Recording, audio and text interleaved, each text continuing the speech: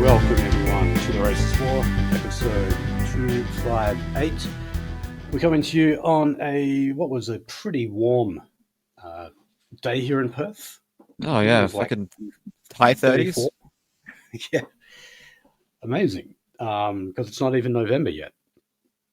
So I guess maybe summer's come a bit early. I don't know.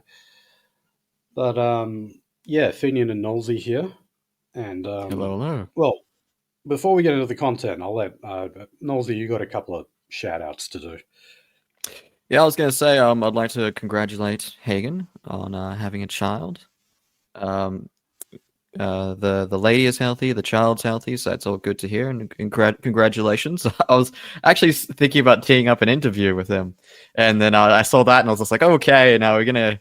I think I was talking to Hugh on the live show yesterday, and I was just like, yeah, let's give him some paternity leave. So congratulations to Hagen, and rare good news, and to make something even more rare on this show, back-to-back good news. The offensive behavior charge against Tom was dropped, and there is possible grounds to get him out of remand.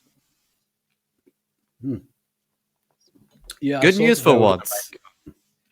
I know that they said they were planning to do a bail application to the Supreme Court sometime before Christmas. But I assume now that's going to be easier to do. Yes. Yeah. All right. Well, that's good because, yeah, I know a lot of people have been blackpilled about that, and people talking about the prospect of him being locked up for the next 2 to 3 years or something, which unfortunately is entirely possible. The system wants to do that. The system would probably prefer to keep him in jail forever or just kill him. But, they'll keep him there as long as they can. Of course. I've spoke to Jordan about this a handful of times, and he basically is like, hey, looking from the outside, it just looks like the system's plan is just to keep him in jail forever. Yeah, I think it is. It's like what they did with Julian Assange. Think of how long they kept him behind bars. Even though there isn't really all that much to go on, you just delay the process as long as you possibly can. Yeah. That can mean just like holding someone in bail, like seemingly forever. Yeah, again, remand is meant to be like a short process. It's meant to be like, oh yeah, like a month or something like that. But this is the second time around, and it's already been multiple months at this point. So, yeah, what the fuck is going on there? Yeah. Okay. Well, anyway, guys, we will get into the content for this week. So we're going to start with foreign affairs this time, because our Prime Minister, Airbus Albo, has been making the rounds. I think he's in Malaysia now. I think that's what he's up to. So anyway, we'll start with the trip to the United States. So this was actually the second time Kevin Rudd met Donald Trump. The first time was at the UN General Assembly meeting where they had that quick kind of snap together. This time, actually in the same room together, and they signed a critical and rare earth minerals deal, which is basically us digging it up and processing it and selling it to America. Which we'll have, when we get onto the economy, we'll discuss that a little bit more. Yeah, but I'll take the L on this one. I thought it was going to be the other way around. I thought we were going to do some security agreement with the US and then keep selling, rare earth minerals to China. But we've made a security pact with China, and now we're selling rare earth minerals to America, which is the exact opposite of what I thought was going to happen. Well, they did, however, discuss the AUKUS pact. And yes, Donald Trump said the United States will actually deliver the nuclear submarines that are promised to us under that deal. Because, as I've said before, there's no way we are going to manufacture those. The plan is to manufacture them in South Australia. So the only way this ever could have come about would be if the United States would simply give or sell us those submarines. So he says they're going to do it. I don't know if they've got any to spare. I don't know if they're really capable of manufacturing them anymore. Again, there's one in a museum off of one of the docks in Manhattan, man, at the fucking the military museum, the floating military museum. Like these are that much of a gigantic piece of shit, man. Okay, well, we might get the really, really shitty secondhand ones at best. So the other thing everyone is talking about here, and I don't want to spend too long on this because if you ask me, this is a bit kind of gossip column-like, was simply the fact that Donald Trump dressed down Kevin Rudd, who was in the room at the time. Yes. So the topic of Australia's ambassador to the United States was brought up, and then Trump's like, "Oh, I don't even know if he's here," and then they all pointed him out and talked about how he made some crude comments about Trump in the past, and then Trump looked at him and said, "Yeah, well, I don't like you either." And it's like he also added, like, "I don't think he ever will." Like, basically, it's like you've kind of completely fucked up your ability to deal with me, man. Yeah, so I did not think it was like some massive own, like a lot of people, and everyone's saying that like Rudd looked completely humiliated in there. No, I don't think so. You smiled at him. No. He did not have that look of mortification on his face. And but apparently later on, Kevin Rudd actually apologized to Donald Trump for the remarks that he had made in the past. Yeah, well, look, it's not a good position to be in if you're an ambassador to a country and you have like a personal beef with the head of state. Like that's just not that's not conducive to that's not a conducive work environment if you catch my drift. So yeah, I think he had to. I think he really fucking had to though. But how many other ambassadors would that apply to though? I'm sure that there'll be plenty of other US ambassadors who have said nasty things about Trump before. Because remember, Trump, just like any other US president, is an extremely divisive figure, and people have got some strong opinions. So, I doubt it's just Rudd. There'd be a whole heap. Oh, yeah. Well, I mean, if I was the leader of a country and I had an ambassador that was like personally compromised the leader, I would genuinely consider trading them out, and so that's what's been suggested over here. Yeah, look, I don't think that's going to happen. No, there really isn't any precedent for it. The only thing you can do is expel diplomats, and that only happens when you have some kind of a diplomatic spat with another nation, not because you personally dislike one of the diplomats. That just doesn't happen. So, for example, when we accused Iran of being involved in those anti-Semitic attacks, we expelled their diplomats from the embassies. That's the kind of thing that you do it over. Even though I know that was bullshit, because I don't believe for a second that Iran was actually involved in any of that. Oh yeah, fuck no. But nonetheless, if Israel's gloating about something, there's some bullshit involved. Yeah, I mean, yeah. And then, of course, we find out it's like, Australian intelligence found that out because of a tip-off from Israeli intelligence. Like, oh, really? How about that? And they just informed you, like, about a year after that synagogue went up in flames at 4:30 in the morning, where Jews were in attendance at that quite unusual hour. Yeah, it's almost like the AFP sat on that story for a while, waited for a little bit, and then basically had to say the quiet part out loud because they had to close off the investigation meaningfully.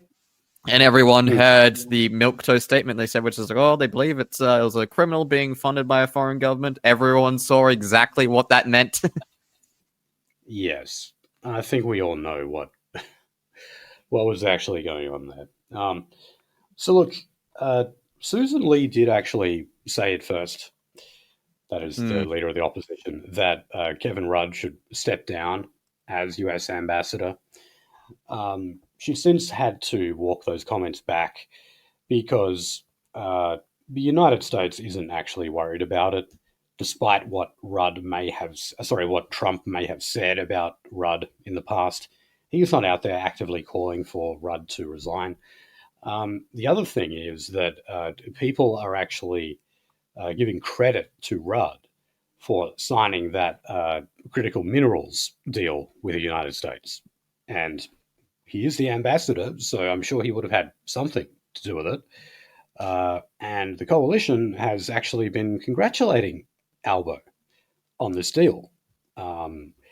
They can't really get out of that because the Liberal Party have been advocating a critical minerals trade deal with the United States for some time. So, yeah, they have to kind of give the credit where it's due. Okay, so next on Albo's list was China, I believe. So either that or he was in South Korea or Malaysia. I'm sorry, I don't know the exact order of all these countries. I just know that the ABC was very interested in his meeting in was it the Sinopec meeting in China? That was the main thing they focused on. It was a couple days ago. Yeah. So he met with the Premier Li Qiang, who is number 2 in China. Number 1, of course, is Xi Jinping. So Li Qiang heard Albo's concerns about a potentially dangerous military encounter that Australia had in the South China Sea. Yes. So this was the Australian, what was it? A Chinese fighter jet confronted an Australian surveillance plane in the South China Sea, and it fired 2 flares that were dangerously close to our surveillance plane. You hear little skirmishes like this seem to happen every few months. Where, yes. China does this thing where they get really, really close to like one of our military vehicles and do something provocative, like what was that thing they did before? Like they used a water cannon on one of cruises or some shit a bit ago over there. But yeah, it's Sea Shepherd shit. Like that's what they do. It's not even novel behavior for the Chinese. They do the exact same thing on the Indian border with India. Didn't they do something with like solar rays or something before? I seem to remember something on that. Oh god, China solar rays. I wonder what type of material is going to show up if I search that up. I don't know, but they keep doing, they do shit like that all the time. And I mean, it's not going to lead to anything, but it is extremely provocative to be doing shit like that. And, of course. But China just don't seem to care. And we know that they've had like surveillance ships like skirt along the coast of Australia, doing their own surveillance, obviously. But it's not as if the United States doesn't do this stuff routinely. So, yeah, I mean, America doesn't have to do this skating along the coast because they have, checks notes, multiple large-scale intelligence institutions and infrastructure in this country. Of course they do. Yeah. Oh, man. Okay, now, onto the South Pacific. I'm not sure if Albo is traveling there, if he was going that far south. But speaking of China, of course, there is this real sort of strategic arms race going on in the Pacific Islands. And basically, you're on Team China, Team America. Australia is desperately trying to get as many of those nations as possible to join Team America. Remember, ScoMo let his guard down a little, and he let the Solomon Islands sign a defense pact with China.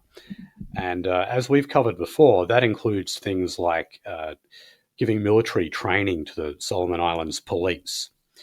And I think also in the Solomon Islands, the Chinese have started a program to fingerprint every single person. So they keep a massive database identifying people by their fingerprints, and apparently they're okay with that. You think a bloody digital ID is bad, like on MyGov? Like, holy shit! Yes, having your fingerprints. Oh. So anyway, defense ministers in the South Pacific want to transform what is currently a military disaster response group into a task force that could also conduct Pacific stabilization missions. Now, stabilization. That's an interesting turn of phrase. Yeah. So this is the kind of language that you use when you've got say an opposition that you would like to suppress. You can simply argue that, look, they're planning a military coup. This will destabilize our nation, and therefore we need to take them out. Now, it's no surprise that they're going for something like this, because they want something out of it. If they're going to join Team America and Team Australia, they obviously want to get something out of it. So existing governments are saying things like, well, how about you make it so that we stay in power? You make it so that our opposition in this country can never actually win an election. In all fairness, right now, Indonesia is actually reaching out to us because of their recent protests and their recent instability. So I wouldn't be surprised if this is an end result of looking at what's going on in Indonesia and realizing that a lot of these archipelago nations are more unstable and their population is more reactionary.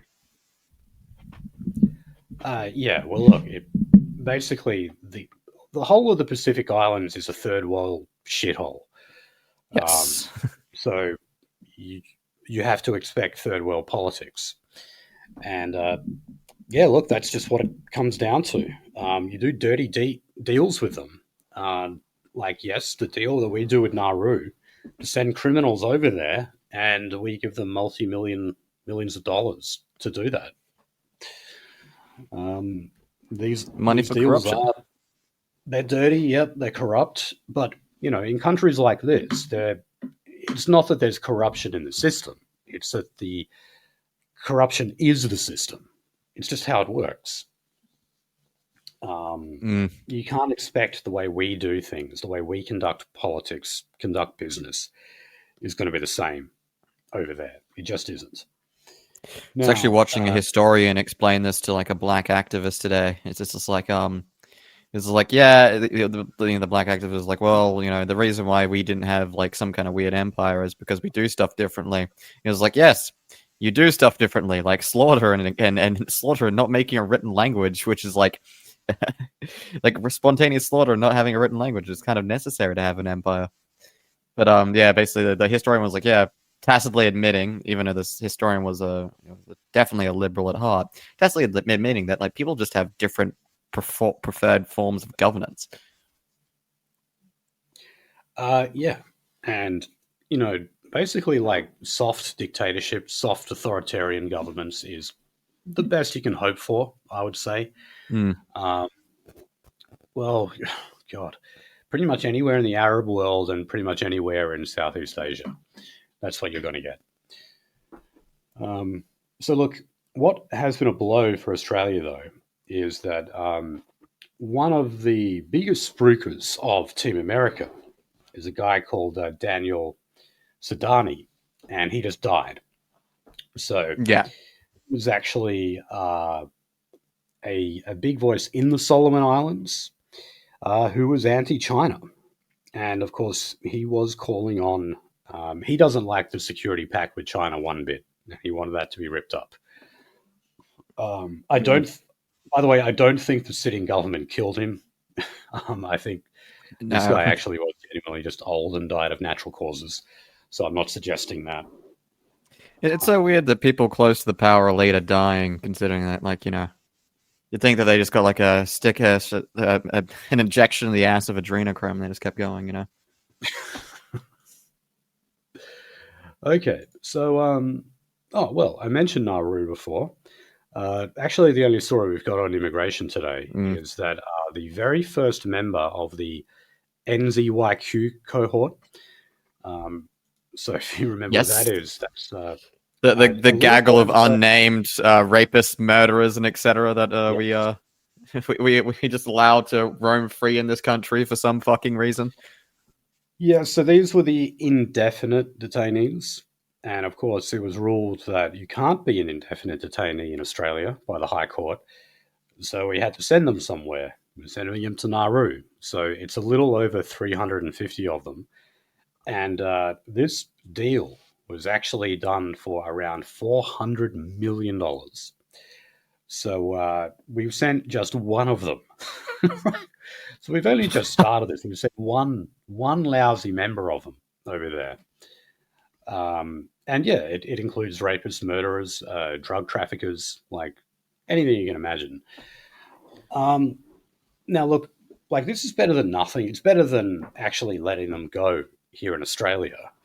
Yeah. But this is the problem when we apply our concern for human rights to deportation policy. Because instead of sending these people back because they're illegal, we have to say, oh, look, what is the chance of them actually getting persecuted if we do send them back? Oh, like if we God. send a bisexual person back to Iran, for example. You have no idea how often that's literally like the biggest fucking backdoor loophole to migration, like, ever. It's just like, oh yeah, I come to this country and I'm suddenly gay, by the way. I'm just suddenly gay. Although I will, like, predate on women. Like, I will... Again, fucking human rights. Let's talk about that for a hot fucking second. What about the human rights of the fucking victims? What about that fucking one grandma that got, like, brutally raped within, like... I don't even think it was a day of one of them being released. Yeah, did she have fucking rights? I guess not. I guess it was her right to get raped brutally. No, I mean, look, they haven't been able to use that argument in terms of being sent to Nauru, though.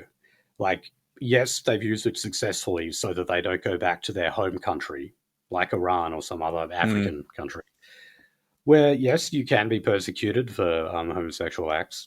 I don't see why I should care, though. But they're arguing that, like, oh, well, Nauru's kind of the same, they're like a backward third world country too, and they don't like gays either. But so far, that hasn't meant anything. As far as I know, all of them, every one of the cohort, are still due to be sent there at some point. We just don't know when that is. Yeah, well, again, we should probably, like, follow the story and then start a stopwatch, now, and then we can stop it when that first guy rapes or murders someone. I don't think there'll be too much of a wait, unfortunately. Oh no, the cat. The cat's causing issues. Yeah, she's coming. That's... I was just going to say, this is not in my prep, but this stuff with friendly Geordies, like, wow, yes. have you been following it? Oh yeah, that's fucking nuts. Literally a four corners journey. Like, I mean, let's yeah, I never knew that guy was a blackie. Oh no, you didn't pick that up from the name? Well, the fact he's like a Leb, isn't he? Or something. Yes. Well, he's some kind of Arab anyway. Well, Faisal's from Afghanistan. Oh, same thing. Yeah, well, yeah. Well, he's from that part of the world. He's from the Middle East and he's from Western Sydney. So, that's just... Maybe that's like actually the university you go to. Like, that's their version of journalism school, I think. And then you come out the other end with a job at the ABC. Fucking but nuts. Yeah, I mean, the very fact that Geordie's house was firebombed like 3 years ago now, and they haven't made a single arrest over it. Oh yeah, like That blows my mind. Literally, it turns out like the police like 100% fucking know from like I think it was literally hours after the fact because of how they caught the hired muscle to do it, or the arsonist in this case, was because of phone geolocating, and I think also the luxury Mercedes had some kind of tracking unit in it, like some recovery fucking shit in it that they used. So they knew immediately, and then it took them like a year and a half to actually get an arrest. The guy's still being prosecuted, by the way, so he's still in and out of court, which is also nuts. And yeah, they now know, and they probably have known for quite some time that this guy was the guy who called it. He's the guy who pulled the trigger on it, commissioned it. Yeah, and allegedly, like possibly in text messages that like you wanted to kill him. I guess because Geordies is actually daring to speak about that stuff on YouTube. Which is crazy in of its fucking self. Even when I was playing the video last time, I said like, "Hey, look, I find Jordan Shanks incredibly disagreeable, but he's incredibly brave for doing all this shit." Yeah, and well, look, I'll give him credit for doing those videos on the Jewish lobby in Australia as well. Yeah, he deserves credit there. Even if he, takes out the cliches and says, I'm not talking about Jews collectively. I'm just talking about this, whatever. He's still done a good job. And the fact that, Jews wanted him shut down after it proves that he did a good job. So, yeah. No, that was one of the things that he was again, like, leftist stepping into a minefield, that he doesn't know is there. Like, it was funny watching him react to like, why the fuck am I getting removed from everything? Like, he had to reschedule some of his things. I know he had to reschedule the venue in Perth after that little stunt. So yeah.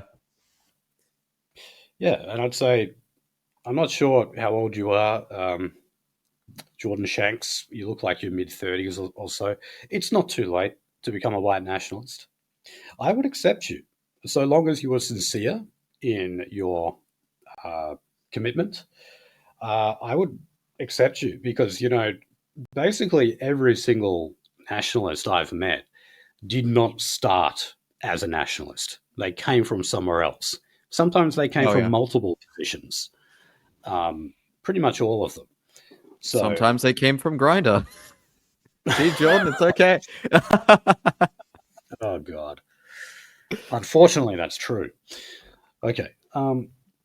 Well, anyway, let's get on to the economy now. So, as I mentioned, rare earth and critical minerals trade deal with the United States signed. This has basically been praised by every party, every faction.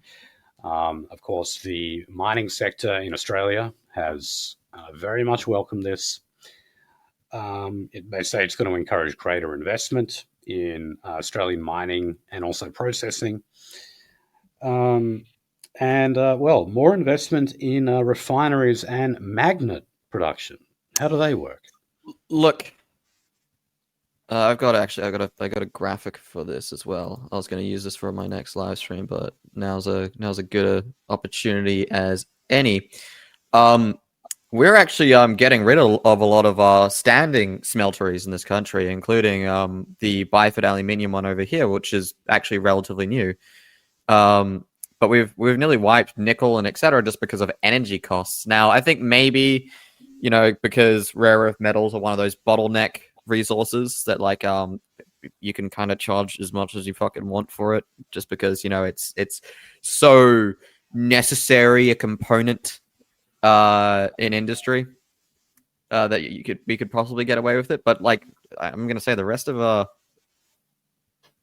the rest of our smelting industries are kind of going away because of increasing energy costs.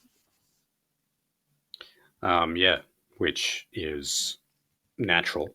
I mean, yeah, unfortunately. Of course, it started, of course, just with like regular Australian small businesses who were going bust because of that. But now it's actually started to hit some of the big players in the economy. Anyway, the Alcoa So they're saying they'll be among the first to benefit. Well, this is a $13 billion critical minerals deal, they're calling it. So I don't know if you know about this stuff, Nolsey, but oh God, am I saying this right? Gallium refinery. Yeah, So gallium. Yeah, they're going to be funding that in Loggerup, which is here in WA. And so Roger Cook has been out gallium's there functionally saying, a waste product. Sorry? Gallium is refining gallium. Like gallium is comes out of the process as a waste product for refining other mineral sands.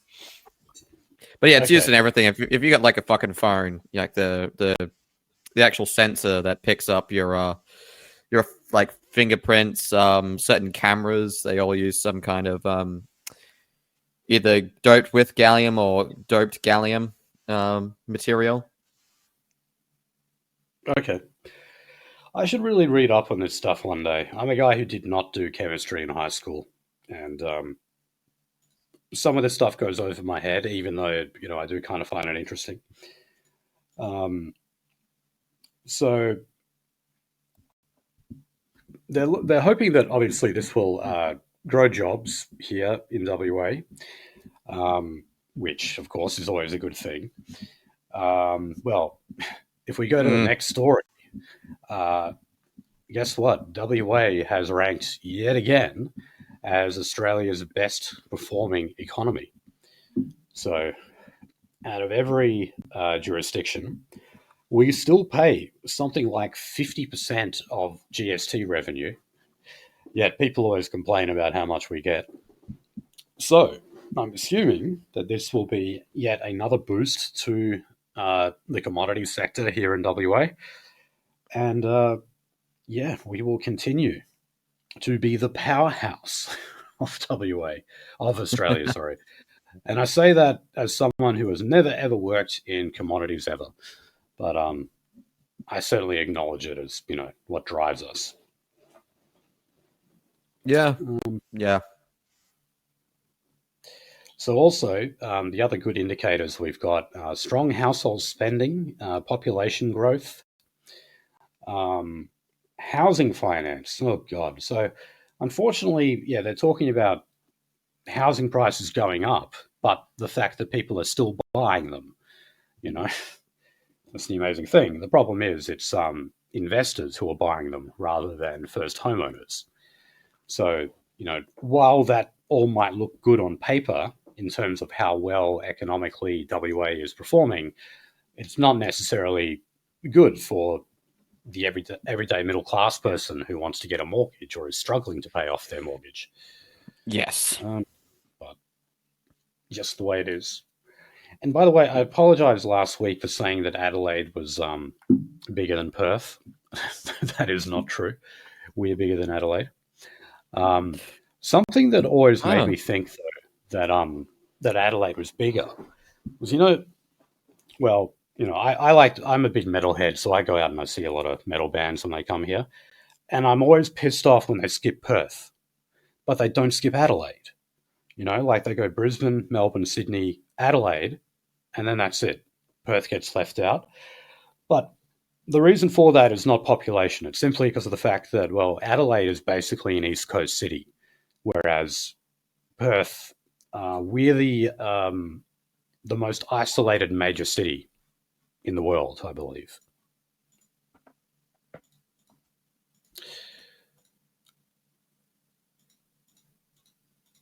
What causes Can you that? still hear me? Now I can, yeah.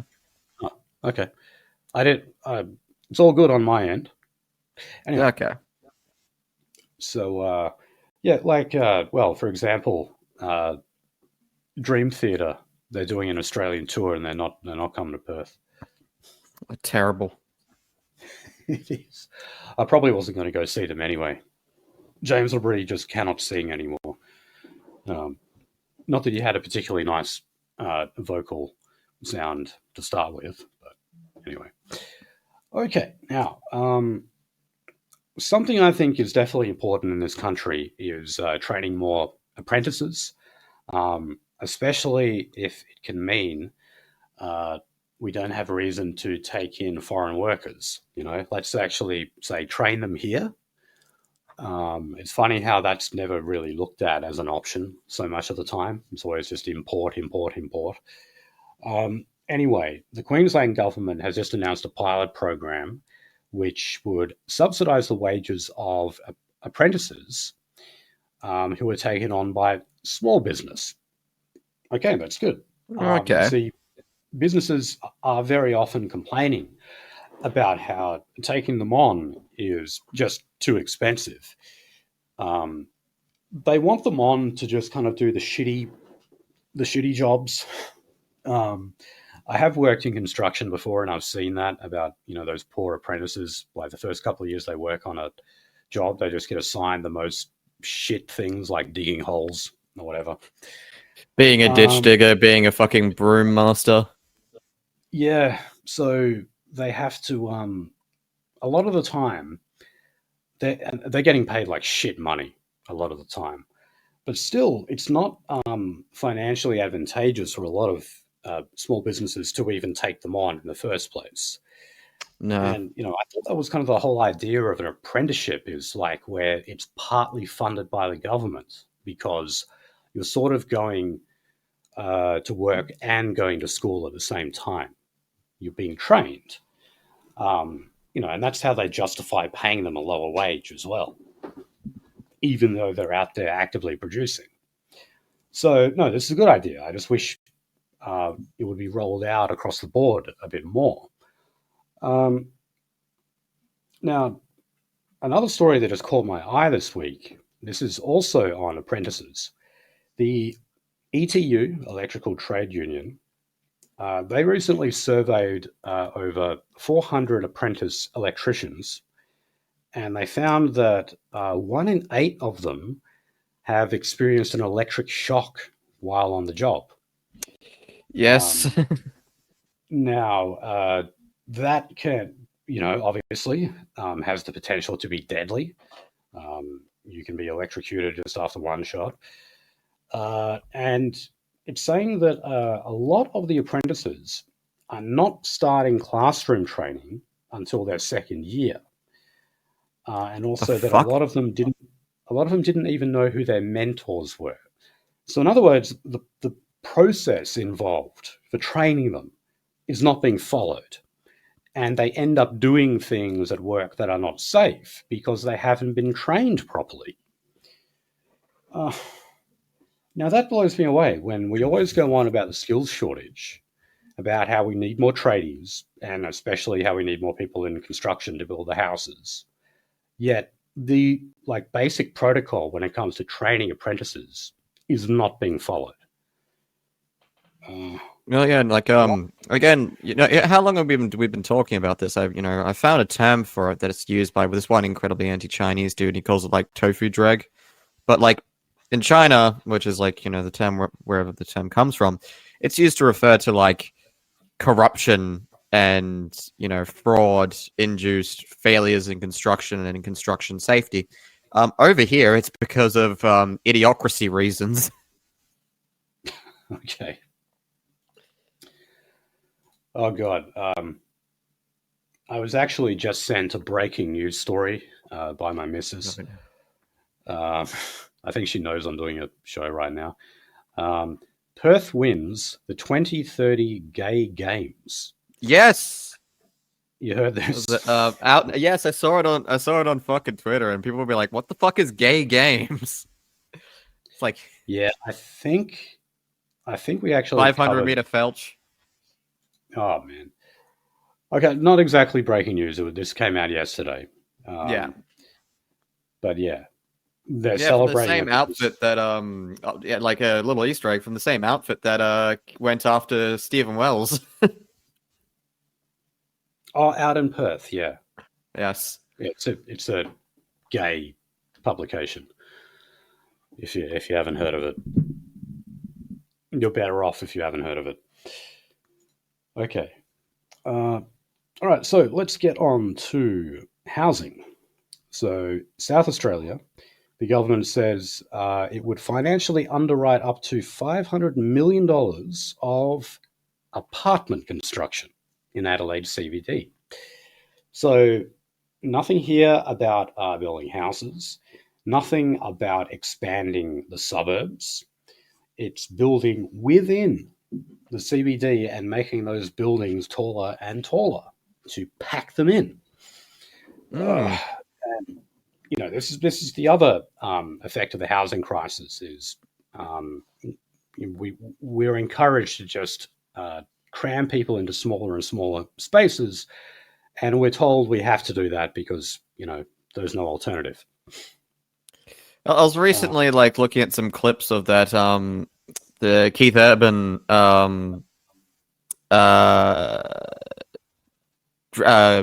Judge Dredd, and there's the hab blocks, these mega story apartment buildings. And then I actually looked at some of the insides of the apartments from that movie that's meant to be this hyper dystopian future. I'm just like, dude, I couldn't even afford that now. Yeah. Okay. Yeah. There's some decently sized fucking apartments in there, and it's just holy shit. But you will be living in the hab block. You will be living in peach trees.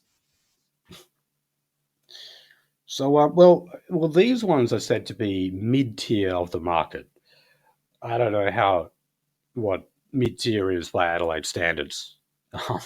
I'd really... Dude, I've seen what gets approved for apartments these days. What they call mid-tier is quite literally it's the bug box with cheese, if you catch my drift. You actually have a kitchen, not a kitchenette. Well, because I know that they've converted some hotel rooms into apartments. Yes. Just think of the average hotel room you've stayed in. All it has really is a bathroom and a living room. That's it. That's basically what a hotel room is. So imagine that just being your home.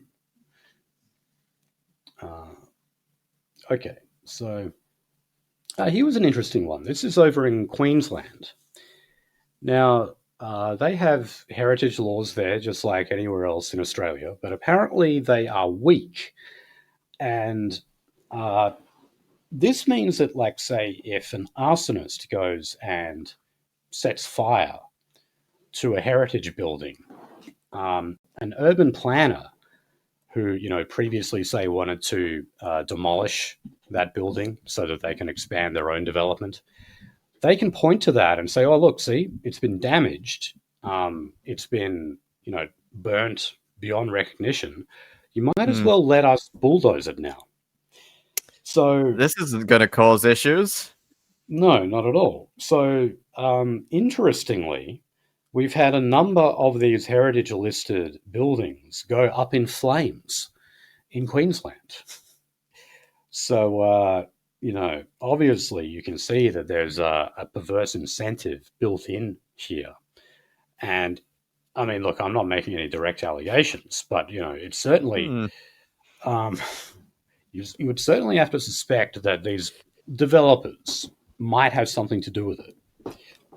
Yeah, it's not like, construction development has weird and incestuous ties with organized crime, which, as we just talked about recently, is not exactly shy to arson. No, not at all. So, there's been calls over there to tighten heritage laws. Basically so that developers can't have that excuse. And therefore, you would not incentivize the destruction of those heritage-listed buildings. Okay. Now, going over to Tasmania in Launceston, two sites that, you could call tent cities. That's where you just have a mass amount of homeless people. Two of these sites have been completely scorched. Much like these buildings, people have set them on fire, quite literally. Now, this is more than likely angry residents who live around these tent cities. They've been pushing for the council and the police to have these people removed, and that hasn't happened. So they, take part in a bit of vigilantism and simply go there and destroy these makeshift houses that these homeless people have cobbled together. So, just like anywhere else in Australia, the amount of housing has gone up. The wait list for social housing has become longer. And you're just generally finding an uptick in people sleeping in their cars or finding accommodation at hostels, which is, Yep. pretty damn close to being homeless. I was saying a bit ago, I don't know if this was online or not, but I was in the city recently, and I parked in one of those underground storage areas and parking garages, and I went to the elevator to get to street level. I opened it up, and someone set up a sleeping bag, a shopping trolley, and the shopping trolley had some like articles and etc. in it. Some homeless person had set up shop in the parking garage elevator. I've noticed like a lot of the ones that you see now, they're more sophisticated. Sometimes, they've managed to actually get tables and chairs and things like that. And that is a sign that, it's not just completely destitute, derelict people who are becoming homeless now. Yes. Because you can tell they've actually got a little bit of agency. They're able to cobble together like an improvised shelter for themselves, unlike some homeless people who literally just can't do anything at all, and that's why they're homeless. Because, you think about it, if you end up homeless, that means you've got to actually lack the agency to even sign up to the dole. Yes. You can't even do that much for yourself. But it's changing now, where you have other people who say maybe they are on the dole, but they're not able to afford housing. And so, they're out there. Maybe they've collected some tables and chairs, some trolleys, a tent or two. You just need to pull yourself up by your bootstraps and sleep 10 people to one bed. Which some of them do. Yeah, it's really sad. Look, you're just going to have to see more of this stuff happening. Now, well, here's another story. This is here in Western Australia. So this woman with epilepsy, she lives with her dad, and they bought like a miniature house. So they bought like a storage unit they converted into a little house for her. And it's sort of like they're training her to become independent. She's never lived on her own before. So they wanted to like sort of live on her own for a while in this little storage unit thing. And unfortunately, people have been complaining about it, and the council are telling them that they've got to remove it. Even though, you know how much they spent on this storage unit? $130,000. Holy fucking shit! A house, a property with the house that's how much it used to cost like 20 years ago in WA, or maybe a little more, 25, 30 years ago. So 130 grand for a fucking storage unit, and then they get told they can't even use it anymore. I had a look at the thing. It is kind of big. And I don't know. I guess maybe the neighbors are complaining that it blocks their view, even though there's not really anything to look at around there. I don't know. If I lived next door to this, I would not give a shit. I would not care. Yeah, some people are massive busybodies when it comes to installations. A lot of people fret like, oh my god, if you put like a tiny house in your backyard, and this is obviously temporary as well. It's going to wreck my property value. There is nothing that could wreck your fucking property value in this market. Like nothing. No. Jesus. No one has any right to complain about that. Yeah. I saw again the other day. I saw someone put a video on Twitter of an auction in Adelaide. The house went for over $1 million, and all the bidders were fucking Indian. Like everyone. Yep. Yeah, that's I had that my stream thing, stream links for one of my live streams. I just said it's like, oh yeah, look at all these Australians. And I had to explain to some of the people how how that works out. Like, how the fuck can they just show up in the country with $1 million+ to bid on this shit?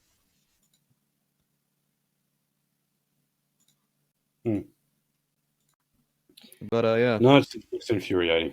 oh yeah, and I still hear people telling stories about how they go, for a rental viewing or something, and just it's packed with fucking Indians and Filipinos and shit. spontaneous shit throwing festival. It absolutely. Okay, so we'll move on to industrial relations. So the Queensland Nurses and Midwives Union, they said 83.8% of Queensland health nurses and midwives have voted in favour of a new deal that's been offered to them.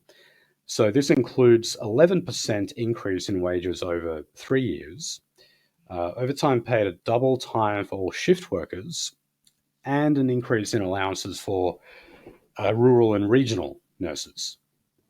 All right. That actually sounds like not a bad deal. And we know that negotiating with the LNP in Queensland is not exactly an easy thing to do either. So, yeah, that sounds like a good deal. Over in Tasmania, they've just had a strike. So this was actually multiple public sector workers. They're all kind of teaming up because they're all demanding better paying conditions. So this included teachers, health workers, firefighters, and other people in the public sector.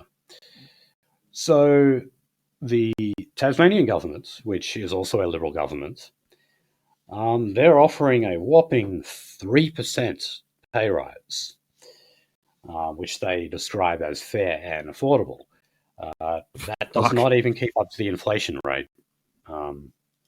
Like, I'm not actually sure. Let me just Google that quickly. What is the Australian inflation rate at the moment? Yeah, I mean, it was a while ago that it was 9. I'm kind of hoping it's gone down, but every time I go shop for groceries, it's more and more expensive.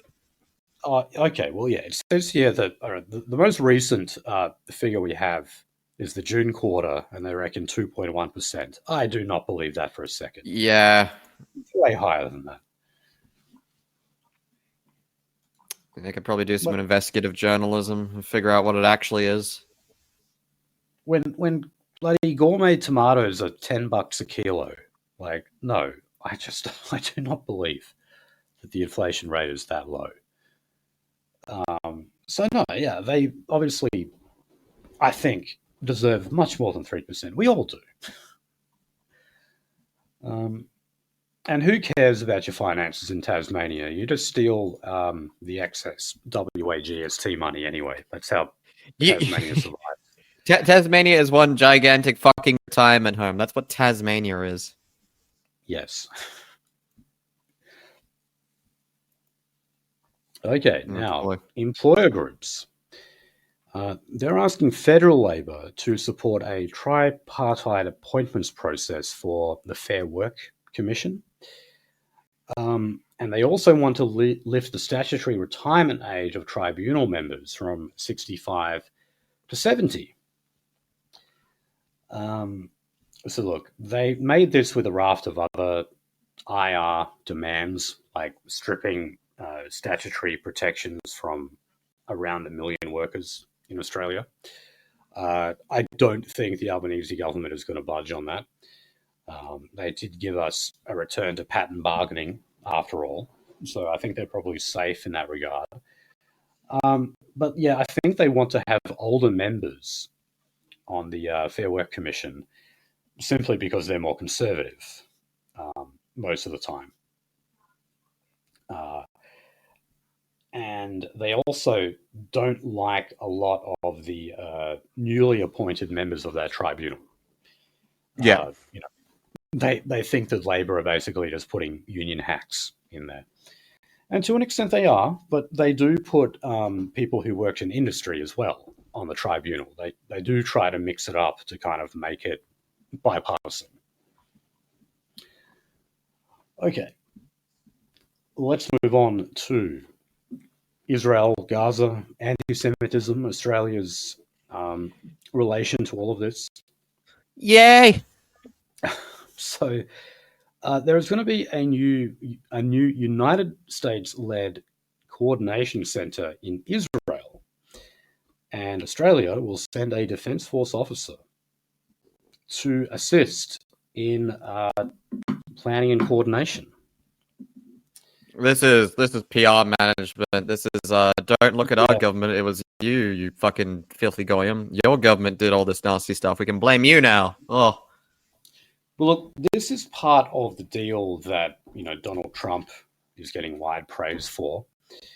If it was such a good deal, Israel would have actually adhered to the ceasefire.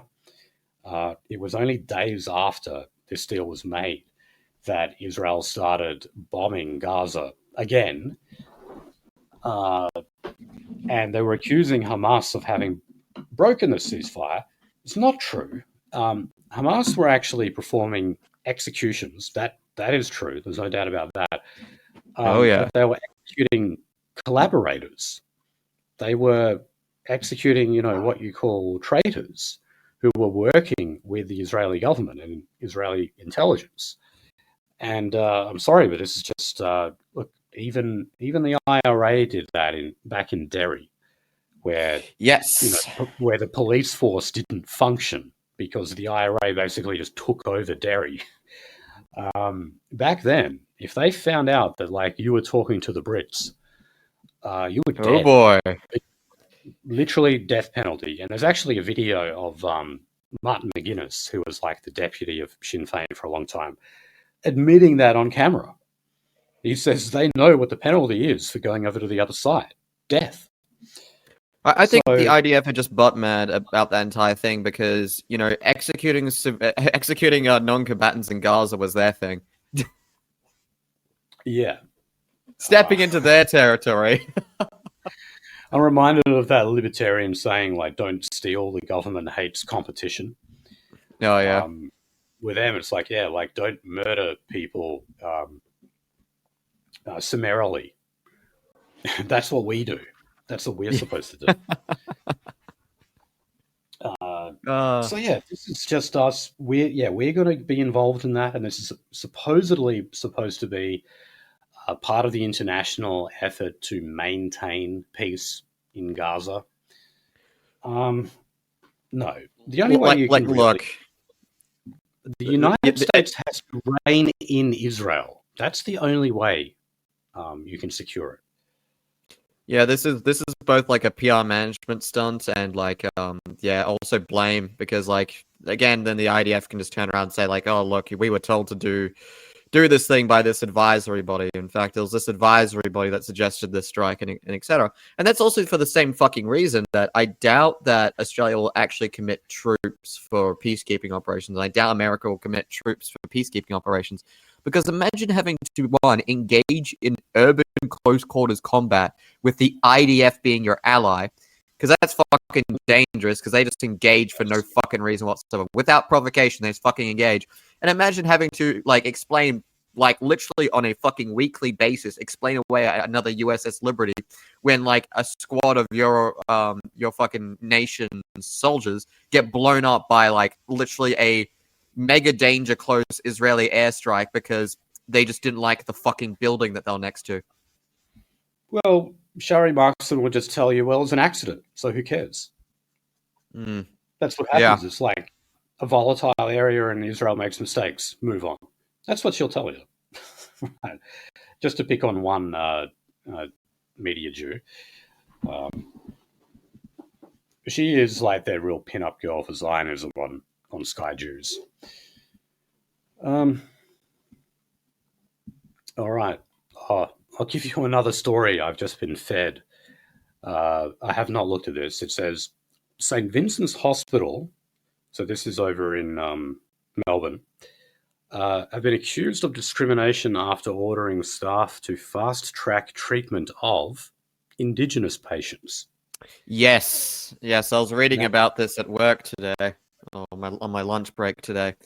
Yeah, again, they're saying like, oh, that's technically not the case, and so we're not fast tracking it. We're just doing like different, more like God, what the fuck is they use like disparate impact triage protocol. They're like, okay, so what does that actually mean? Oh, it means that like if they show up, they get priority in triage. It's like, okay, well there we go. Like, don't fucking blow smoke up my ass. Again, like one of the things I heard recently, and I tend to agree with, is that like left leaning progressive argumentation is literally just pretending not to understand or know something, and just being smarmy about it. Like obfuscating, being like, "Oh, what's that? I don't know what that is. I don't know what you mean by that." That's what it all is. That's what it is here. I mean, look, I don't know if St. Vincent's has made the media for this before, but I mean, when you have Aboriginal people dying in your care or in your custody, or when you have some sort of working relation with that Aboriginal person, it just always looks bad. People are going to find some kind of a way to blame you for it. And, it's like when cops go and make an arrest on an Aboriginal and then they die. Even though it's got nothing to do with what the cops did, it's just because they are very unhealthy people who do not look after themselves and basically can drop dead at any moment. And I think that's what a lot of people are really worried about, how quickly an Aboriginal person in your care can die, Oh yeah, because they're like time bombs, because they do so much smoking and petrol sniffing and alcohol and drugs and everything that they can literally just fucking drop dead at any moment. And if you happen to be around them at that point in time, you're going to be blamed for it.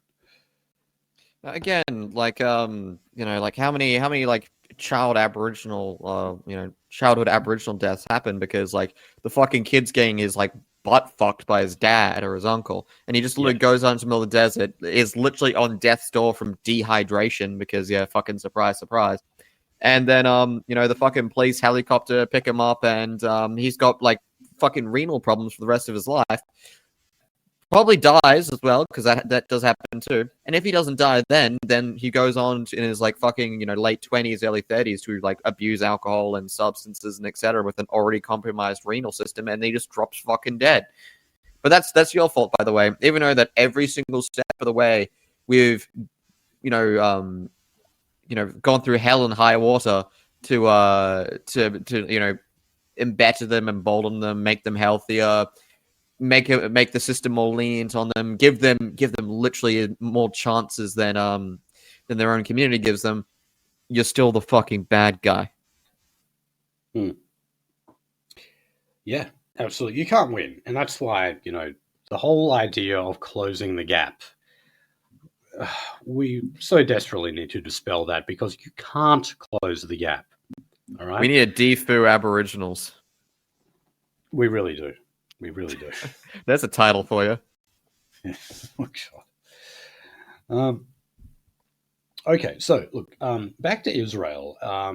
Albo, like one of the things that he's been saying while he's been jet setting around the world is that Australia has actually helped create the conditions for peace in Gaza. Now, Israel has basically said that's bullshit, and said that Australia's relationship with Israel won't improve until Jews feel safe to go about their lives without being threatened and abused. Look, last week we went through how the anti-Semitism crisis in New South Wales has effectively been manufactured. Yeah. If you look at like the amount of anti-Semitic incidents that were actually serious, there was something like 14. It was a tiny, tiny amount. And even then, it just included things like verbal abuse. People get verbally abused all the time. Aborigines call white people white cunts all the time. It happens every day. Just go down to the train station and you'll see.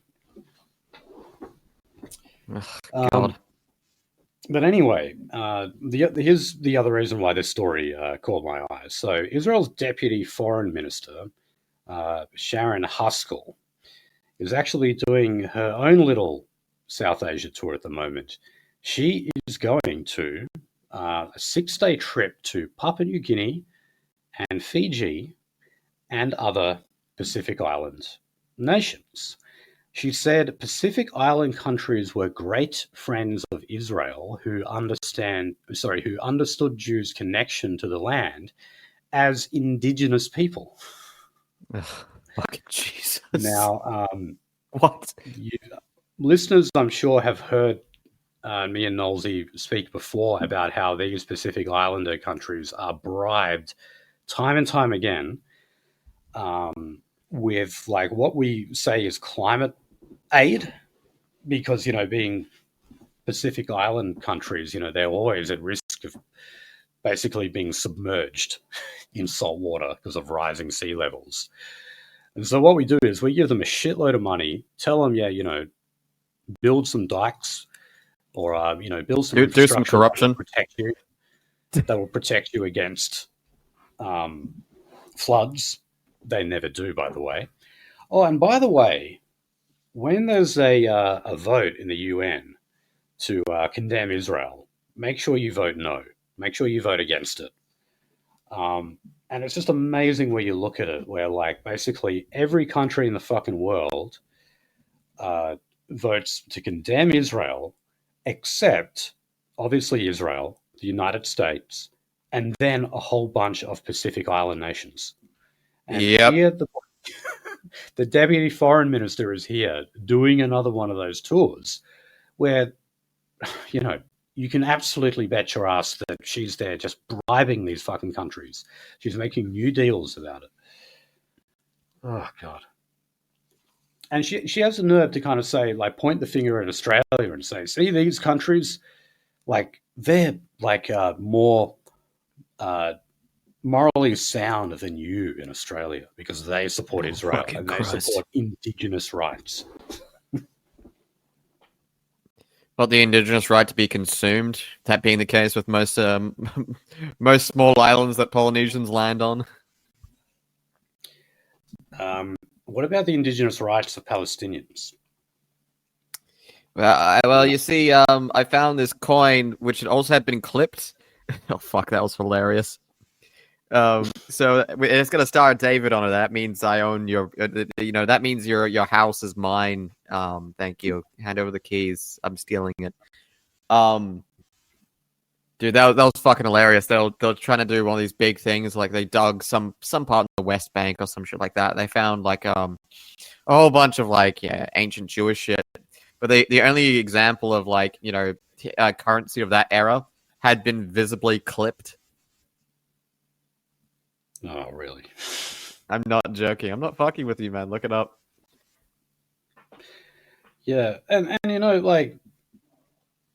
Jews, you could argue have some kind of historical claim to that, but I'm of the position that Jews maybe should have a homeland, but they should not have their own state.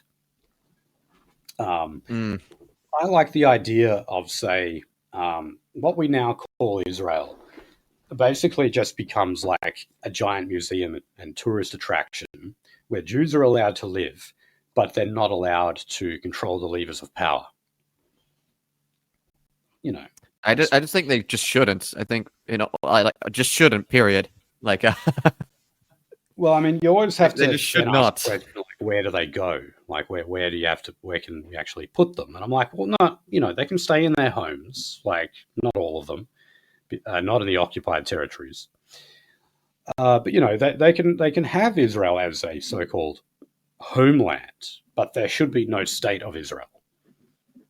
You know what? I'll settle for a tit for tat plan, and Israel just has to take infinity African refugees forever. What? I mean, yeah. You guys said it was okay for Europe to do it. So what's the deal? What's the problem? Avi Yemeni was like going on about how like Israel is going through exactly what Australia is going through, with like a migrant crisis and all this. Like, bullshit. Like, okay, yes, there are Yes. refugees, but they get rid of them very, very quickly. Okay, Oh, yeah, they're not like handballs. us, but we've got them lingering in fucking detention facilities for year on year. Israel processes their illegals quite fast. Basically, the legal function of Haifa is to kick refugees out of Israel and resettle them in Europe, America, Australia. That's literally the function of an entire goddamn fucking city. Yeah. Yeah. So don't fucking talk to me about that fucking shit. Okay, so here's interesting comments from Penny Wong, who is our foreign minister. She refused to say whether Jerusalem is in Israel or in Palestine. Now, if you're confused by that comment, the Palestinian Authority always says that when they establish a Palestinian state, Jerusalem will be its capital, whereas Israel says no, it'll always be our capital. And some people mistakenly think that Tel Aviv is the Israeli capital. But for some countries, that's actually the way they see it. They don't recognize Jerusalem as the capital. So instead, they recognize Tel Aviv as the capital. Now, words like that, remember, we were a country who actually wanted to move our embassy, the Australian embassy, that wanted to move it from Tel Aviv to Jerusalem, which is considered an extremely provocative thing to do. And that was following on from Donald Trump. So now we're at a stage where we won't even say whether Jerusalem is in Israel or not.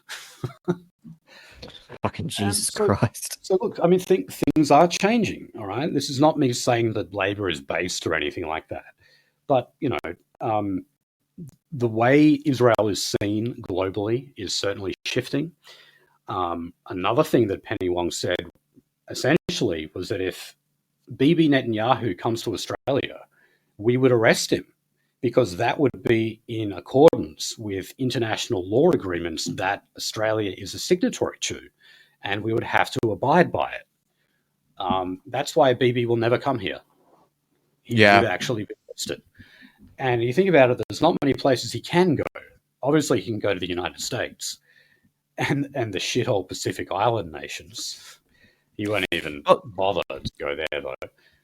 Yeah, no, I was gonna say, but like, let's be honest. Does he fucking need to go anywhere else outside of the United States? No. I mean, and he may well actually end up just permanently hiding in the United States, I think, because he's not very popular in Israel. He's on multiple corruption charges. But also, a lot of people just don't like the way he's handled the whole negotiations surrounding the hostages in Israel. A lot of Israelis basically say he has blood on his hands in regards to the dead hostages. Yes. So he may just be right in Israel at some point. I'll say this. I think long term, especially because the fucking Jews, when they were coming up with this stuff, they knew that they were lying through their fucking teeth about what was going on in Gaza with hostages and But the problem is they don't need to lie anymore because now they have material. They have something physical to point to. I think the left probably Bibi, he might go, etc. But I don't think the left-leaning Jews are going to be ascendant in Israel anytime soon. Solely for the fact that now there is now there's something. Now there's something in a God, what the fuck do the Jews do with they bury people in vertical almost condo things, some shit. I don't fucking know what they do, but yeah. No, look, I was simply talking about Netanyahu as an individual, though. I'm not talking about party politics. He might go. It's very possible he could go. I will concur with that. Yeah. Okay, so let's move on to welfare. We just got a quick story on this. So the government has continued to suspend welfare benefits for thousands of people who are on the system, even though there is concern that the system is not lawful. So, if you don't know, they started up the Targeted Compliance Framework, the TCF, which is an automated system used by the department to ensure individuals receiving job seeker and other benefits meet mutual obligations. So that includes things like attending appointments with uh, employment service providers, applying for jobs, obviously, and engaging in training. And if you don't meet those obligations, you can get kicked off. You've got a certain amount of demerit points, and once you lose them all, just like with your license, well, you just lose your benefits. Now, what they don't like about this is the fact that it's an automated process. So everybody, of course, thinks of robo-debt when they think of that, which remember was also an automated service that actually kicked off people when they shouldn't have. Yes. And there was even a number of suicides that were attributed to that process. So I got to say, I am surprised that the government would then implement another one of these automated programs. That does surprise me. I would have thought that with Robodebt they wouldn't want to touch that again. But I don't know, maybe All because these of AI or something. No, it's not even that, man. A lot of these government decisions and proposals are driven by these like specialist executive management corporations. For example, BCG is one of the bigger ones. They are all pushing for the implementation of AI. I was actually watching a small little series on it a couple days ago. But yeah, no, they're all pushing for it because like, oh look, you can do a better job. You can run this government department on a lesser budget. It means it's easier to put through, which means you get to sign it off on it. And by the way, we're going to give you the big stamp of approval because you're using a AI package that we may or may not be invested in indirectly. So yeah, that's where the push is coming from. Unfortunately, I don't think if there was anything outside of that the government would like to actually be twice bitten on this issue. Yeah, and I mean, if you look at sort of like where AI is in terms of like typical business trajectories, they're at the point now where they've been losing money for too long. Because remember, Yeah. For the most part, these services are free, and they have lost a lot of money. But that's part of the business model, though, because that's how they get people in, and get people so dependent on the product that even when they start, say, charging money for it, or also when the quality of the service starts to deteriorate, people are so dependent on it that they continue using it. And we're at that stage now where these companies need to turn a profit. They need to actually make money off it because, yeah, like I said, it's been running at a loss for too long. Also, there's another reason. This also comes from the same piece of material I just referenced. A lot of implementation of AI is trying to get rid of your bottom of the pyramid worker. But the problem is, your bottom of the pyramid worker is not just doing data entry. There's normally a lot of like nuance, etc., to their work. But AI, especially language models or LLMs, are really good at analytical work. They're really good at getting data that is correct from, say, an underling, and then processing that data, which is the role of like the executive class. So that's why I think it would it's probably going to become out of fashion too, because it's going after the people with the $1 million paychecks. Yeah, and I mean, look, just from my own experience using AI, it has actually improved a lot, I think, over the past like 2 years or so. I was able to kind of ping it for a lot of mistakes it was making, like when I first started to experiment with it. And I'm finding that those mistakes are fewer and fewer now. So it is actually improving. Well, yeah, I don't have an artistic bone in my body. I've got an idea for themes, and I use it a lot for the graphical stuff and etc. No, I mean what I find scary though is how well it is actually able to produce music, and I don't like that at all. Yeah. being a guy who does make music, like that scares me. Like, did I ever show you Nosy in the Starfield Room, the one fucking music video that the American guy made of me using AI? Yeah, I think so. The one that calls me gay a whole. I did hear Hugh's track. I won't say what that's called. I mean, I know that he wrote the lyrics to it, but the music was entirely generated by AI, and I was like, "What, really? Like that is really scary." I don't like that at all. I want, like, if I could push a button to end that, to end music AI generation, I would push that button. Everyone has one feature of AI that like spooks the ever-loving fuck out of them because that's actually either like a niche interest of theirs or that's their expertise, and that it just like flips people the fuck out because it's like, oh wait, holy shit, it did that? How quickly? What? Yeah. Yes, and I hope no one thinks that the racist music is done by AI. No, because it absolutely is not. It is done by me. And if I make any more theme songs, I will again just be writing and recording it myself. I will not be accessing any software to do it for me. Anyway, what are we on?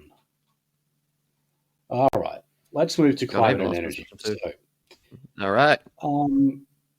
It's Tuesday today, but yesterday, Matt Canavan, he was due to present details of a report that he made with Ross Cadell into net zero. As we know, he's been this sort of maverick backbencher for quite a while now. He was opposing net zero before it was cool. And this is all part of, the conservative faction, or whatever you want to call them, of the Nationals, desperately trying to get David Littleproud on board to scrap net zero. I don't think that's going to happen, because I think that's how they actually ended their temporary divorce. Remember, the Nationals did break away from the Liberal Party, and then it turned out that, it was only going to be for a week, and that they had patched things up. Now, I am positive that one of the ways they patched things up was the Nationals saying, okay, we'll still go along with all this net zero stuff. So that's why I don't think they're going to get their way here, because that's basically a condition that the Liberal Party has. Now, Barnaby Joyce also said that he is, and we got something on this a bit later, but he described himself as a free agent. Now, that does not mean he's resigned from the National Party. He hasn't.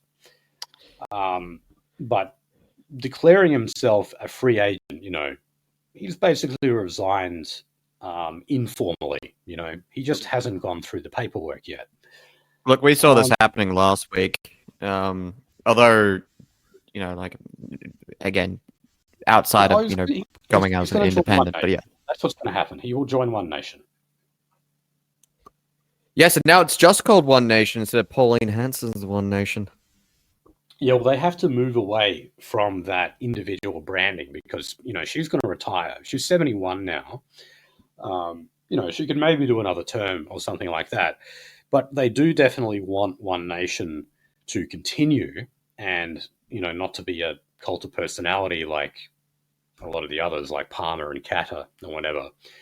Yeah. And I guess because One Nation have been around for so long and people have gotten somewhat familiar with other One Nation senators, it may well actually have enough clout to continue without her. And already people are talking about Barnaby Joyce being the new leader when Pauline eventually leaves. Now, that would be much better than one of the alternatives that I've heard, and that is that James Ashby, her chief of staff, would be parachuted into the Senate and made leader. James Ashby is a vindictive homosexual. Yep. Who has been instrumental in steering One Nation towards a kind of populist conservatism, and away from being implicitly ethno-nationalist. He has had an enormous role in that. So, not that Barnaby would be that much better. I mean, No. you know, he bangs staffers rather than men, which I guess is a small improvement. But look, Barnaby was one of the biggest supporters of the Tamil family as well. You know, the fake refugees who ended up, you know, effectively getting amnesty, and now they live in Perth. It's great.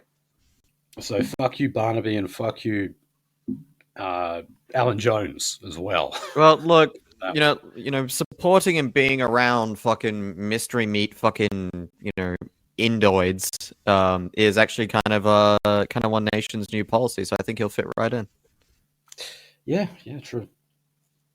So look, it's not clear if Barnaby Joyce is actually sitting in the Nationals' party room at the moment because of all of that. And of course, Matt Canavan wouldn't say if it would be appropriate or not for Barnaby to be there. I would say it doesn't really matter because he's on the way out anyway. And yeah, whether or not he runs in his current seat of New England as a member of One Nation or instead goes for the safer position of running as a senator, obviously that remains to be seen. I would say, he's no stranger to the political game. I think he'll run as a senator because he's got a much better chance of actually winning. And then he would have a chance of actually leading a political party again, like he did with the Nationals. Okay, so... God, the Nationals have been fucking disappointing over this past year. Very much. Anyway, on to the next story here. So our Environment Minister, Murray Watts, has actually ruled out the use of the climate trigger.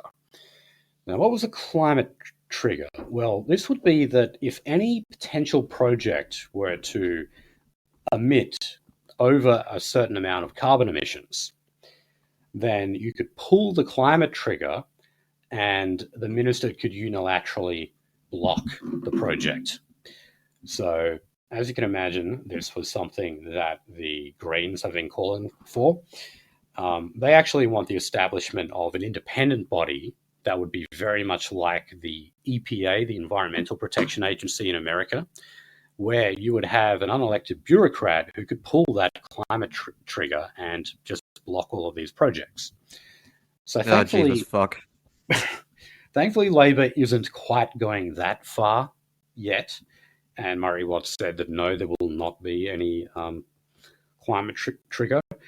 However, he has not ruled out the prospect of having an EPA, that would wield actually unilateral power. He hasn't ruled that out yet. So we'll see. We'll see what happens on that. Okay, now in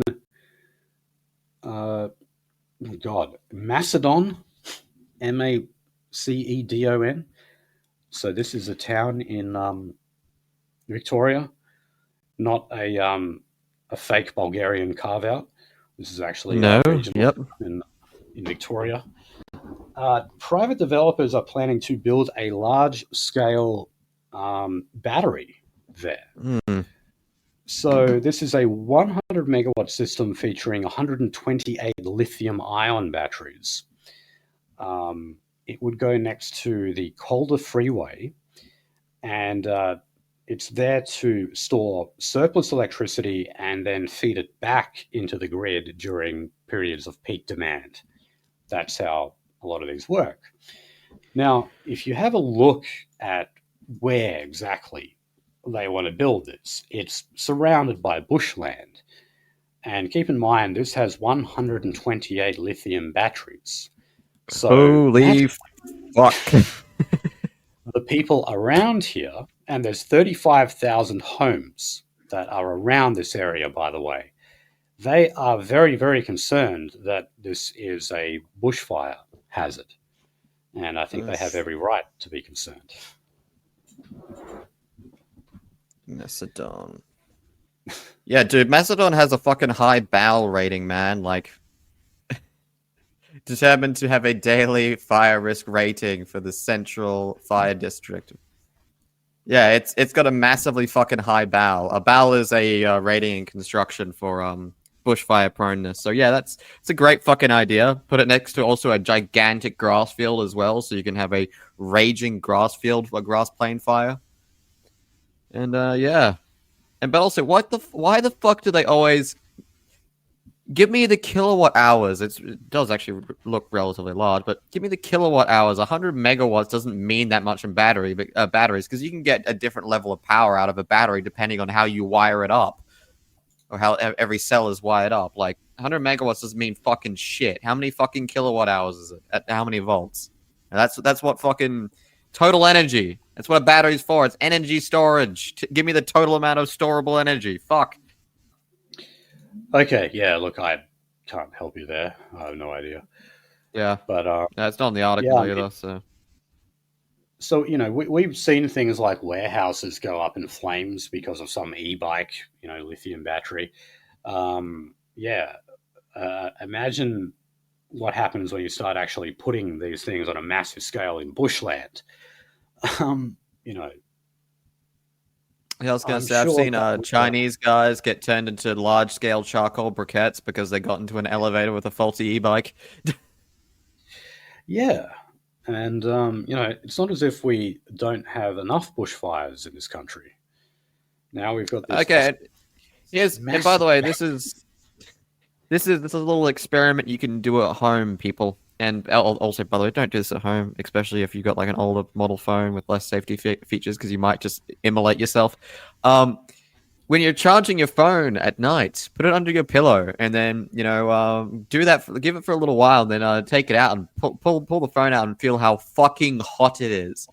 Why? It's because when you put energy into a battery, it's not exactly an entirely efficient transfer process. You're turning back a chemical reaction that is nominally, and at least in this case with lithium ion, exothermic. That means it puts out heat when you do it. So, batteries heat up when you charge them. All right. So, let's go to Western Australia now. And believe it or not, we are one of the very few jurisdictions in Australia that has not legislated emissions reduction targets for 2030. Now, here's what we call that portfolio here in WA. It's the Minister for Energy and Decarbonisation. So don't worry. The relevant minister is Amber Jade Sanderson, who a lot of people say will be a future premier. She said that early next year they will be introducing that legislation. So yeah, there we go. Even more unattainable climate targets at the state level. And watch how they fudge the numbers on that one. It's going to be marvelous. Okay, now. Okay, so look, we reported with delight earlier this year the South Australian government's scrapping of the Whyalla hydrogen plant. In part, that was because they had to use the money to bail out the steelworks in Whyalla. But anyway, get this. In total, the amount of money that was actually spent on hydrogen power that never eventuated in Whyalla stands at $250 million. I'm just reading beyond this article here. When they considered everything else, they're saying that the bill could actually be up to $500 million, and there is no hydrogen plant to show for it. So they already spent $250 million on generators that, of course, have been scrapped. So the state's Auditor General also showed that the government spent $285.2 million on hydrogen over the past 3 years, Another 125 million was paid out this financial year. Sorry about that. Just had a bit of a coughing spaz. So anyway, there's also $87.4 million on contingent liability. And anyway, when you add all this up, yeah, they're saying $500 million. That's $500 million. Fuck me. That has been spent on hydrogen power in South Australia, and they have not one hydrogen plant. Now, the government, which is Labor, is saying, well, look, don't worry about that because things like the generators, we're actually just going to sell them. To who? I mean, Yes. these hydrogen projects are being abandoned left, right, and centre, and not just in Australia. You know, we've covered about 6 or something, more than that, I think, hydrogen plants that have either been scrapped or stopped. You know, all over the world, there were hydrogen plants put on hold or just completely scrapped. So, who are we going to sell these to? And if we can find a customer, I doubt you're going to get it at a good price. Oh, fuck no. No, we need to get a edit Andrew Forrest. Use AI to edit Andrew Forrest in that one scene in The Matrix where Neo is talking to the architect, and he, got Andrew Forrest like, we've become incredibly efficient at dismantling proposed hydrogen plant projects. Yeah. So taking the government subsidies to build them, then you don't build them, and then you keep the subsidy. And then you may put an extension on your house in Cottesloe. Right. Now, I'm not exaggerating. That is actually like the Fortescue Metals business model when it comes to hydrogen power in this country. I shit you not, that's how it actually works. Have big company speak fondly about niche government social issue, and receive big grants and put an extension on your house. Bridges. Remember that. That's a big part of the formula. Yes, that's like niche government, like social thing. That's where the Aborigines come in. Press a button. They get paid like 90 grand a year to press a fucking button. I've had numerous people tell me. Okay. Now, over in Victoria, their leader, Brad Batten, is actually refusing to commit to legislating or, having a policy to legislate for net zero emissions. And remember, in Victoria, they want net zero by 2045. So they actually go in 5 years earlier than the Commonwealth. But look, he's saying, oh, I hope that cough doesn't come back. Hold on. So look, Brad Batten's rhetoric on this, is fine. He's saying that in terms of energy policy, the Liberal Party wants to talk about things like, well, cutting power prices and boosting reliability. But in that mix, of course, he still has to say that Victoria is doing something to reduce emissions.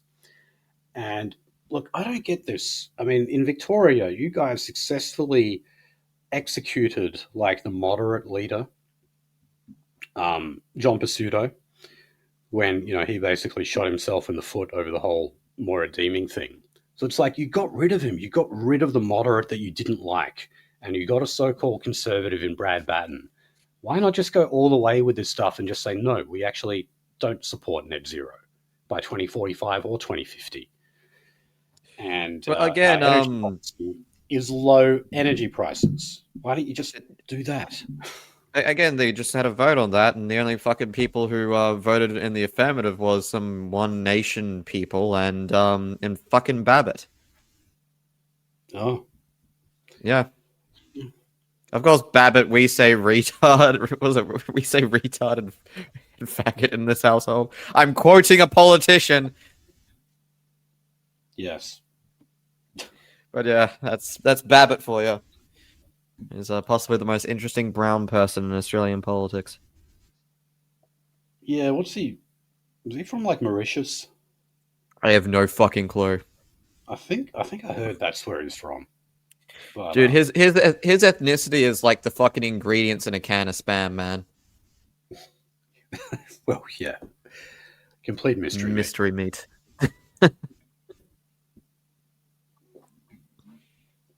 Okay, so just on related topic of the environment. So, the author of a major review of Australia's environmental laws says he's frustrated that the coalition appears to be opposing the proposed changes. Now, this guy is Graham Samuel. He says that back in the day, because Susan Lee, remember, was actually Environment Minister, apparently she embraced his 2020 report. But now she's sort of not so keen. Now, remember what I said this involved an Australian style EPA, an independent environmental body that could basically stop projects in their tracks, like straight away. Look, even as fucking proposed, look at how the EPA has performed in America. Like, yeah. No, we don't want a repeat of it here. And look, that's the thing. Susan Lee has, she actually directly references the American model and says, well, look, it hasn't worked in America. Why do we think it would work here? And of course, the guy who made a review like that is not going to like it if you then change your mind. You know, this was his like brainchild, his recommendations. I mean, yes, of course he doesn't like it. But the ABC go on about how this guy is like some kind of supreme authority that, you know, should be listened to. No, this guy is from the ACCC, for Christ's sake. He's not exactly a bureaucrat that I would trust. Now, Susan Lee has also written to the Prime Minister urging him to split the proposed environmental reforms in two parts. So changes to streamline the approvals process can still go through Parliament. So she wants to deal with like the EPA stuff separately, in other words. Now, this bill is going to be set to be introduced soon. It's called the Environment Protection and Biodiversity Conservation Act. oh boy. And yeah, look, like the Greens don't like it because they say it doesn't go far enough. Like I said, it doesn't have the climate trigger. The coalition doesn't really like it because it might actually contain an American-style EPA. We're not really sure yet. In that case, I really hope they block it. If that's what they propose. Yeah, don't give you know, don't be betting on the coalition not being absolute fucking cuckolds. Oh yeah, and I mean, you know, they are led by a former environment minister, yes, who is a moderate. Oh boy. Okay. So on to Aboriginal news. Now, Sunday just gone actually marks 40 years since we handed back. I love how they word that. The government handed back Uluru, or as it shall be known on this show, Ayres Rock. So, yeah, it took, you know, like it did take all 40 of those years to actually get people used to saying Uluru. Like now no one calls it Ayres Rock. For a long time, people still called it Ayres Rock. Like I remember when I was in school, people still said that. Oh, yeah. You'd always get someone correcting you and say, no, it's called Uluru now. But now, yeah, like, no, everyone fucking calls it Uluru. And it's also been a few years since you've been allowed to walk on it. Because you upset the rainbow serpent or whatever the bloody hell they have there. So, anyway, Albo acknowledged the 99-year lease that was signed with that particular tribe the Unagu people, and that was back in 1995, of course. So that's a joint management between traditional owners and the Commonwealth.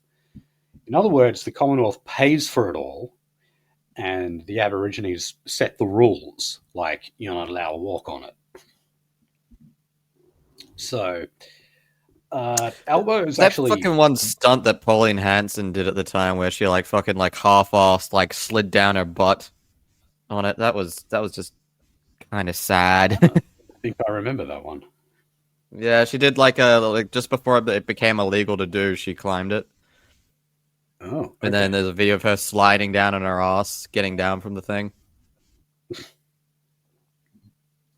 You look it up, you'll find it. So look, anyway, Albo's also used the occasion to flag further Aboriginal rights. Yeah, now, fuck. We don't know how far he's going to go with this kind of stuff. He was rebuked quite thoroughly when we all voted no to the Indigenous voice. But things like Aboriginal land rights, these are issues that the Labor Party simply cannot stop talking about. Yeah, well, again, they took such a big fucking L with the voice, They did, but look... Not forever, though. No one should think that, the Aboriginal rights movement generally is slowing down. They're not. They were dealt a blow, but they're making all the same demands they always were. Now, there were actually reports out there that in Victoria, the what's it called, the Grampians. So this was a site where rock climbers loved to obviously rock climb. This was another site, of course, that is under the control of so-called traditional owners, and they say no, you can't do it.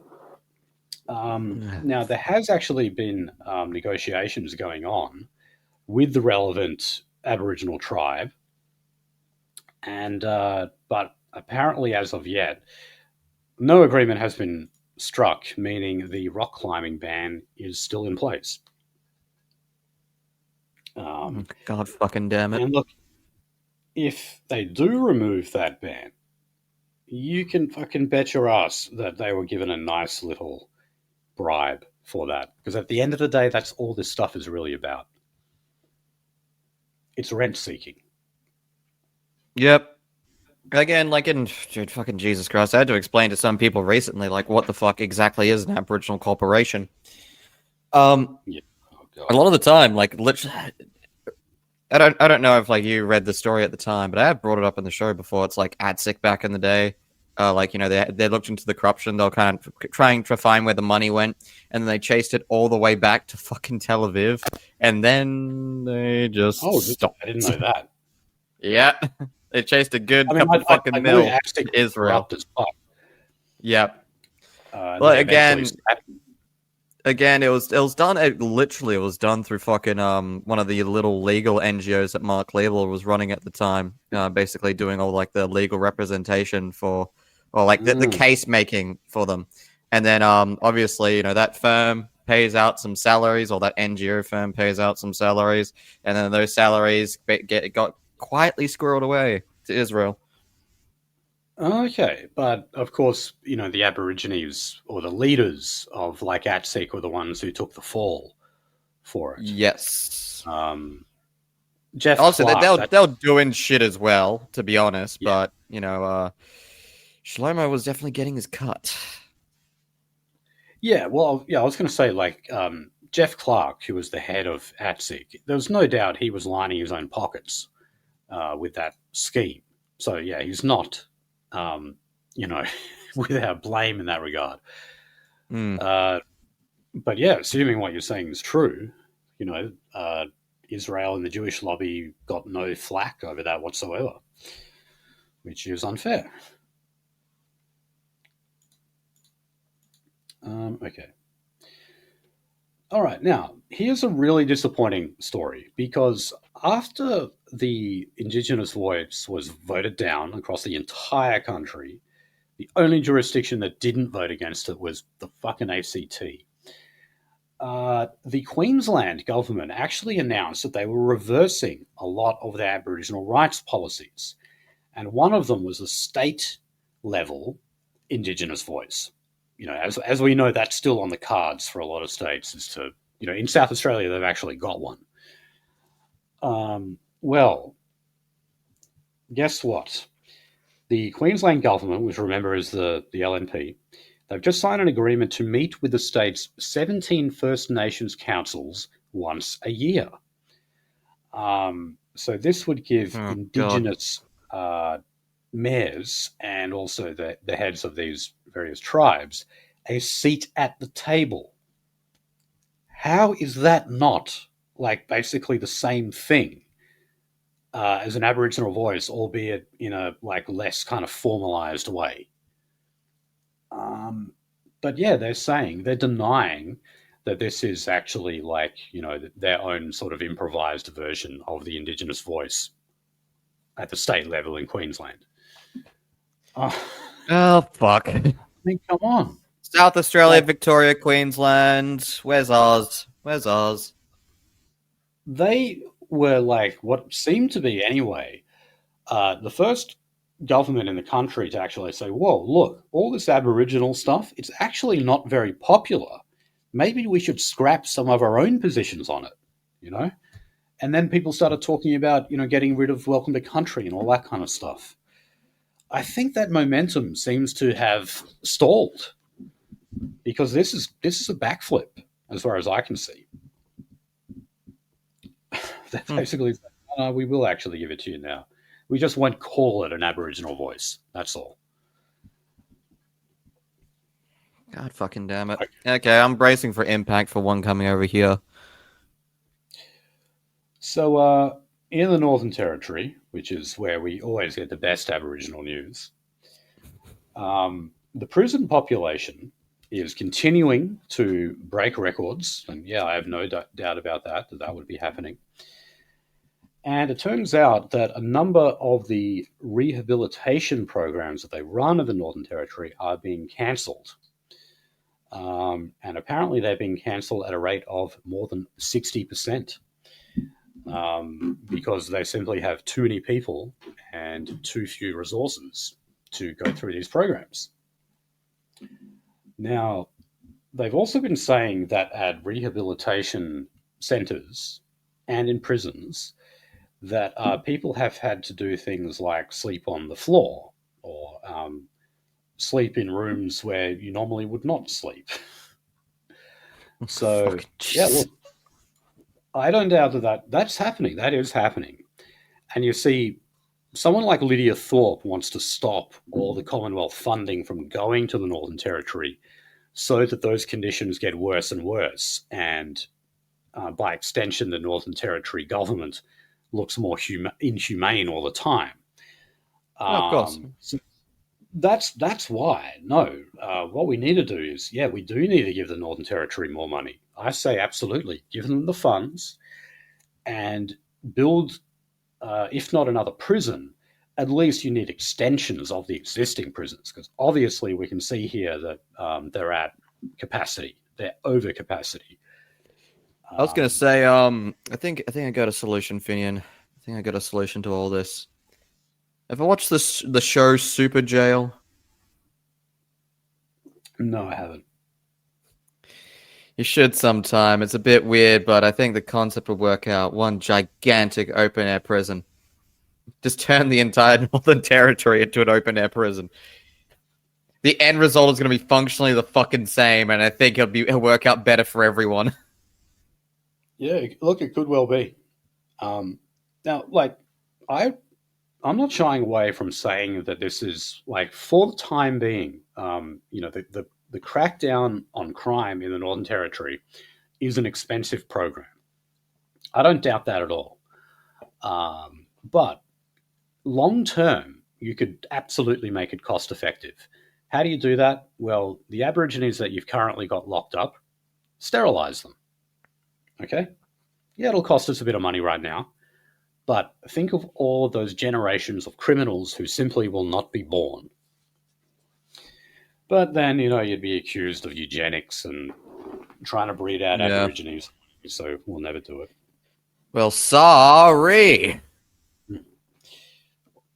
Or you could bring back public floggings. That'll make them listen. That's why Aboriginal elders condone things like spearing in the leg. It's a form to of be fair, instant that's also. Yeah, I was gonna say, like, to be fair, that is like, how many times in the modern era have they like secretly tried to do that and ended up killing the poor fucker? Yeah, I mean, It's that's more the than thing. Yeah, once, which it really shouldn't be, but yeah. yeah. Some people don't I mean, realize, maybe. like, you can get shot in the leg and die. You can die from Yes. that. Even though in like Terminator 2, that's always what he does, not to kill them. He shoots them all in the leg. Anyway, let's move on, of course, to the related issue of crime. Now, there have now been two women, actual women, who were in a women's prison in Port Augusta. And they were housed with someone who is now known as Krista Richards. That is a 69-year-old transgender inmate, in other words, a man, who used to be known as Leslie Graham Richards. Now, one of the inmates here said that she was raped by Richards. Let's just call him Richards. And another claims that she was digitally penetrated by Richards. That means your fingers. Because this guy has actually been, not only is he in a women's facility, but he's been sharing cells with women. And this woman, who they just call her Emma in this story in The Australian, says that she was forced to sleep with the near-naked 69-year-old inmate who apparently has had gender-affirming surgery, and that's why they're now considered to be a woman and in jail. Oh, and also he considers himself to be a lesbian. Oh, of course. Yes, you need to be locked in a room with a pervy 60-year-old fucking man who is mentally ill, just as categorically, just mentally ill, And is raping women. Yep. Now, Richards has also said that they say that he owns the jail. In other words, he's like the undisputed kingpin. He's king, no dick. I mean, is anyone surprised by that? By the guy who's actually a man would end up on top in a women's facility? I mean, obviously that's going to happen. He also says, he claims that he's doing a bit of a chopper read here. He claims to have been involved in the deaths of 14 people. Like, he brags about that. It's probably not true. Yeah, probably not. Either he's deranged and delusional, which is all bad, or he's telling the truth, in which case, holy fucking shit, you're putting a whole bunch of women in a fucking locked, confined space with the checks notes, serial murderer. Yeah, and these women are forced to share a cell with him. This is absolute fucking clown world. I can't believe I'm reading this out. Okay. Anyway, let's go to the crime problem in Melbourne. Now, Eddie McGuire, Eddie Ed everywhere as he used to be called, he said that in order to get crime under control in Melbourne, we need a Los Angeles-style crackdown on crime. What does that mean? Well, it means a militarised police force. Send all the blacks to jail. That's what that means. Well, I mean, back when they had the LA riots, which was, the early 90s, I think. Multiple. That's during the 90s. That's where they really started to arm the police to the teeth, And, of course, I know it's a bit different in America because they have so many guns in circulation, and the police are basically involved in an arms race with the citizenry. And so, they always have to make sure that they're better armed than civilians. And that obviously means a militarized force. But, here in Australia, it wouldn't go that far. But we are talking about the police at least having to take extra precautions because they're now dealing with people who wield machetes and are very willing to use them. We never really had that before. I mean, yes, No, we've always not really. had knife and gun crime, but we haven't had an absolute epidemic of Africans fucking hacking each other up with machetes. We haven't had that before. No. No, that's So look, I mean that's relatively novel. I love how they're trying to make it's like, oh, it's just essays and stuff, and basically little shit kicker kids, going around with like bomb bags, kind of trying to front and pressure people. It's like, oh, it's essays and roadmen, they're all the same thing. It's like, no, it's literally just African youth with machetes in both the UK and here, fucking killing each other in the streets, killing each other, and yes, violently accosting the public. And this is another example of how multiculturalism inevitably turns to authoritarianism. If you want to actually have this mix of different ethnicities within one area, there's going to be conflict, and therefore you need to crack down on it. And good old Eddie says, well, we need to do that with a militarized police force. And, it's already headed in that direction, of course. It's already like that. I mean, when they do raids on people's houses now, it's like full tactical gear stuff. But I actually get corrected on Twitter by my favorite example of this, which is Singapore. Someone actually came out and did actually, and they were right, so we'll give it to them. They were right. It gave me a little heads up in that situation. But yeah, no, the ultimate example of what you just said, like if you want to be multicultural, you have to be like highly authoritarian. Well, yeah, Singapore, multicultural, highly authoritarian. Yes. Yeah, and well, I mean, they're actually one of the. Yes, they are authoritarian, but still, they don't have a big crime problem, I guess, because the Han Chinese rule the show. Yeah. In Singapore. Yeah, it's corruption crime, and they structure their police force to basically not allow for corruption crime to really take root. So yeah, that's why they're effective, because the crimes of the ethnicities that are there are crime X and It's like why in Chocolate Town the Chinese state changed over the police force. So originally the police force was like a rural it's arbitrators. That's like the police force in a rural area. They're basically the guys who settle property disputes. So they changed them over to basically like fully armed riot police, because it was called Chocolate Town in China because basically there was a whole bunch of Central and West Africans dropped off there. Right. Yeah, and I mean, well, the Han Chinese have a really good way of dealing with white collar crime, and that is just they kill you. We're just gonna kill you. Yeah. That's what they do in China. They don't fuck around. If you commit serious white collar crime there, they will just fucking execute you. Wouldn't it be nice if we did that here? Well, that's terrible and incredibly anti-Semitic, Finian. Okay, now, still in Victoria, the Premier, Jacinta Allen, has left open the prospect of further tightening Victoria's bail laws. Because, well, get this, we've got 3 men charged over a daylight machete brawl that occurred in St Kilda, and they were released just days after that. They were granted bail. Meanwhile, you've got Thomas Sewell, also sitting in a Victorian prison for 2 months now, refused bail. These guys were fucking involved in a machete brawl. Yes. Thomas Sewell was involved in storming a camp that was assaulting protesters.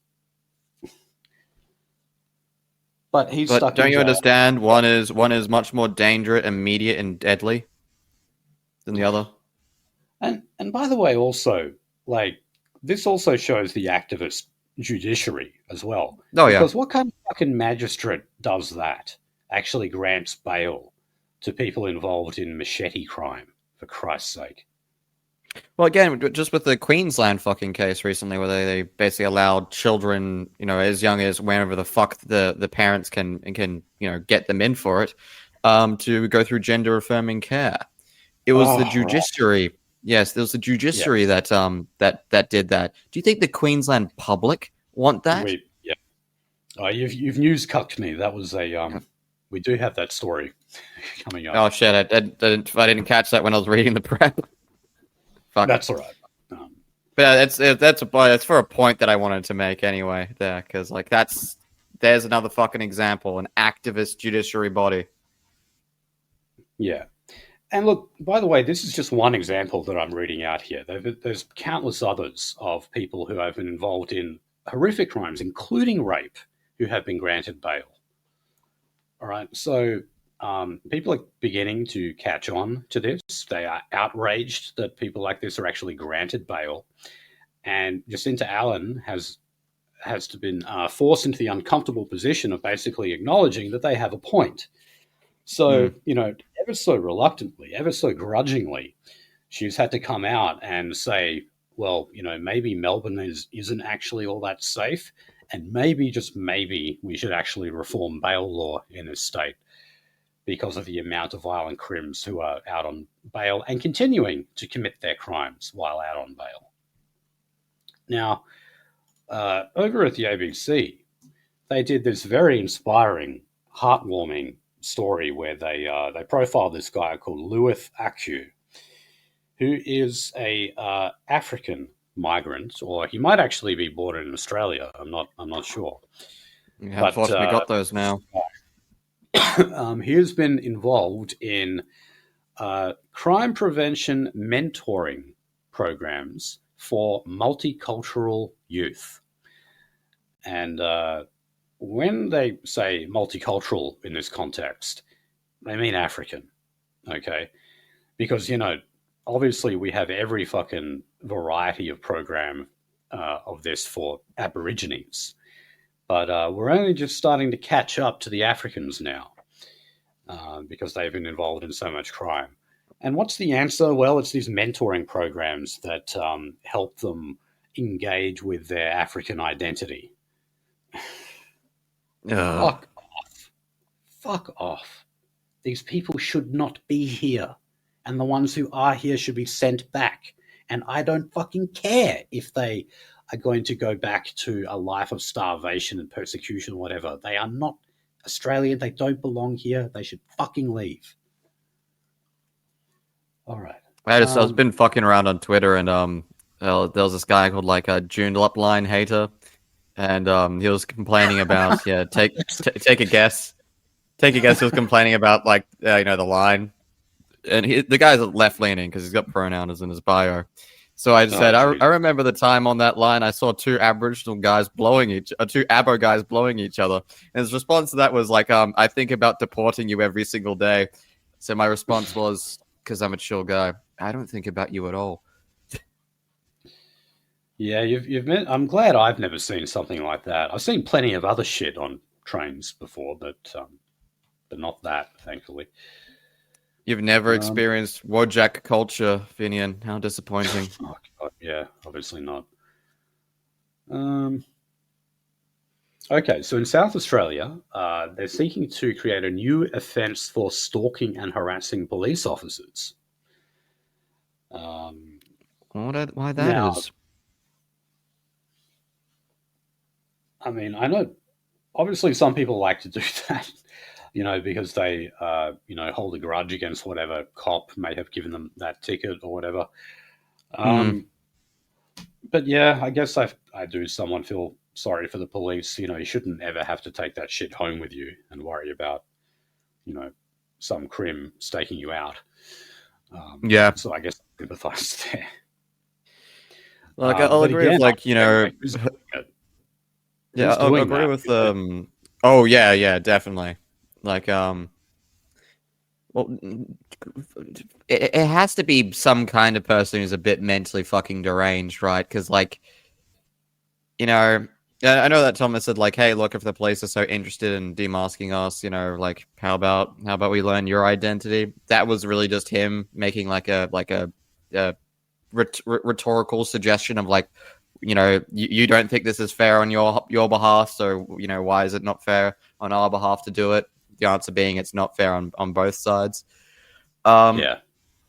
But yeah, I'll agree with also what Hassan said recently, which is like, our main reason for detesting the police is that they've actually moved away from doing genuine fucking police work and have now become, in a lot of sense, functionaries of the state.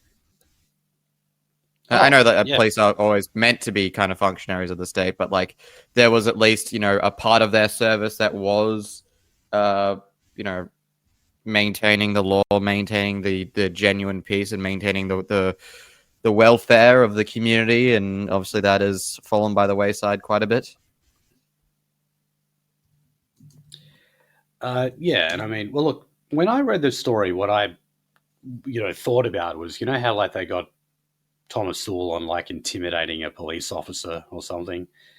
Um, that was because he said that he had like his Facebook details or something like that. I can't remember. But I mean, he never actually posted the docs anyway. Mm. So I think they're kind of talking about stuff like that as well. You know, Yeah, I look, don't think like it's harassment or intimidation, but anyway. I don't think you'll have to worry about all that kind of stuff from our side, at least not for the foreseeable future. Um, you know, our side gets firebombed too. Oh, absolutely. Tim Lutz had his fucking car firebombed, and like no one spoke about that. Yeah. Oh no, no, they spoke about it just to be like, aha, aha, far right extremist gets his car firebombed. I'm totally not overly editorializing it on a state-funded media platform.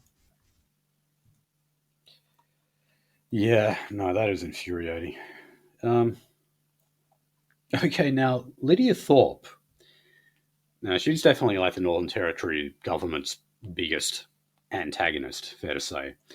She's Mm. referred the Northern Territory Attorney General to the Independent Commissioner Against Corruption, which is, their anti-corruption commission.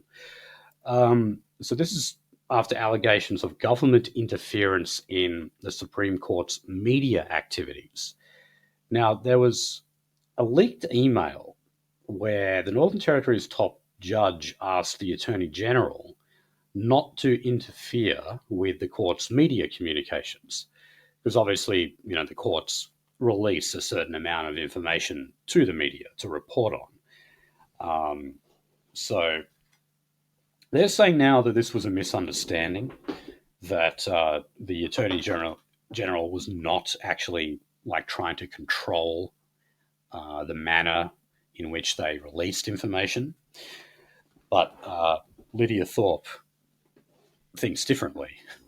So I'm really not sure about the reputation of their anti-corruption commission in the Northern Territory. I haven't really looked into it, but I don't know. It probably won't find anything meaningful. Jesus. Okay. Um, Now, in Queensland, David Crisafulli, his government has spent over $200,000 on secretly polling Queenslanders about its youth crime laws. So that's what they call, adult time for adult crime. So, in other words, just giving harsher sentences to juveniles. Now, it shouldn't come as a surprise that that polling turned out to be positive. In other words, yes, people like those laws. Um, but what is silly about this is that they're spending all of this money on market research. They're hiring people in the private sector to go out and gather this information for them, and it's obviously evidence that they're a poll-driven party. Um, when it comes to things like law and order, you know, it should not matter where it might be electorally popular or not. The point is you had an increasing level of crime in Queensland. No points for guessing where that crime was coming from. And you needed to deal with it. So why spend all this fucking money on that? On basically finding out information that you already know. People support these laws. Look, as admitting you know it is the exact same thing as admitting that you saw the fucking plethora of videos on Twitter of little fucking cunts running around, live events with machetes. Yeah. And you can't do that. That'll be suicide. That'll be fucking political administrative suicide. Even the previous government under Labor had to reform their bail laws because you have that African Sudanese, I think, who stabbed that 70-year-old woman to death while stealing her car. So even Labor, had to act on that. It's shit like that happening. Obviously, people want to see tougher laws. Okay, now. All right, so still in Queensland, the Queensland government has admitted to using undercover cops to uncover illegal tobacco trades. So they kind of dress them up as people who want to buy illegal tobacco, and then they're able to kind of infiltrate the black market and make arrests as a result of that. Now, a lot of people are saying that this is very risky for them to do. And, some of these shops that have been known to sell illegal tobacco have actually gone up in flames. That wouldn't be a connection to a certain ethnic group and organized crime, would it? Yeah. So, obviously, organized crime is massively involved in tobacco now because about half of all tobacco sales in Australia are illegal. They're done on the black market. So obviously they're involved in that. But yeah, there's allegations that the cops are kind of making it worse by doing this because they end up bringing attention to certain spots and then they become a target of attack by, say, a rival organized crime group who wants to control that territory. So. Yeah, well, yeah, no, it'll probably, at least I think it will start off a little bit more bloodier than it currently is, which is saying something considering, what we've seen recently. Hell, so, you even got Drew Pavlo talking about the fucking Alameddines. I know, yeah. There was a time barely anyone in Australia had heard of that family. Now everyone has. And, people outside of Sydney are starting to see the scourge of Lebanese crime. But yeah, look, in this story in Queensland, they talk about this one shop called Brown's Plains, which is in South Brisbane. And it had repeated attacks on it, including 2 suspicious fires in May and August. Okay, we can obviously tell, what's been going on there. Now, here in WA, we apparently are the only state who has not made new laws to combat illegal tobacco. So, yeah, we've kind of covered these as they've been raised in the States.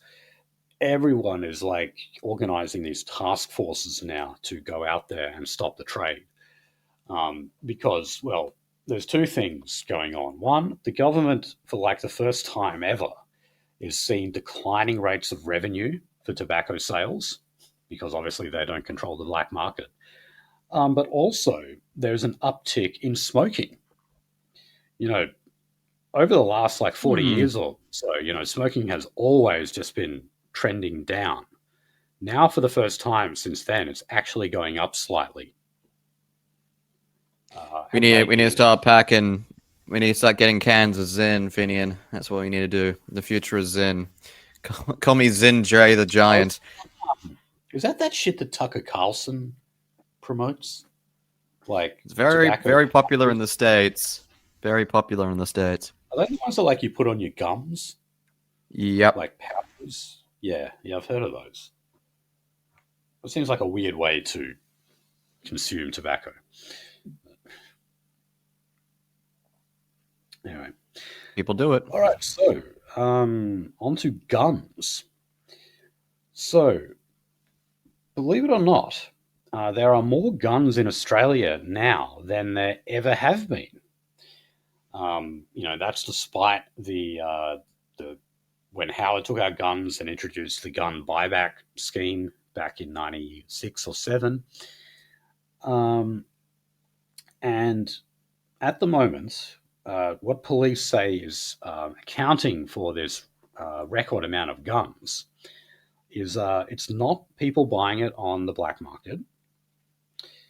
It is actually people stealing legally owned guns. Which is, I find that quite surprising. Now, I thought, okay, I can imagine an uptick because, say like the sovereign citizens movement, we know that has gained steam in Australia in recent years. And also just, anti-government sentiment generally. People don't trust those who rule over them, therefore they want to arm themselves in case, they ever need to defend themselves in the future. But no, actually just stealing people who have legally acquired guns. That's how criminals, I guess, are obtaining them. Yeah.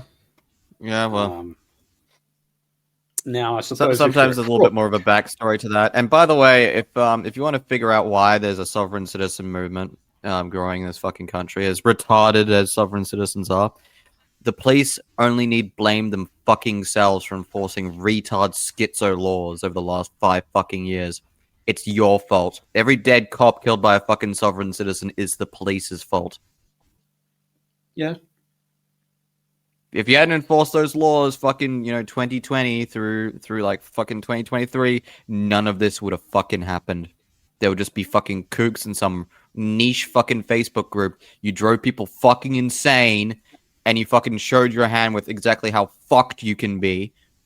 So congratulations. You deserve it. Yeah. But, so is that sort of your explanation as to why we've got a record amount of guns in circulation at the moment? I think gun sales have gone up.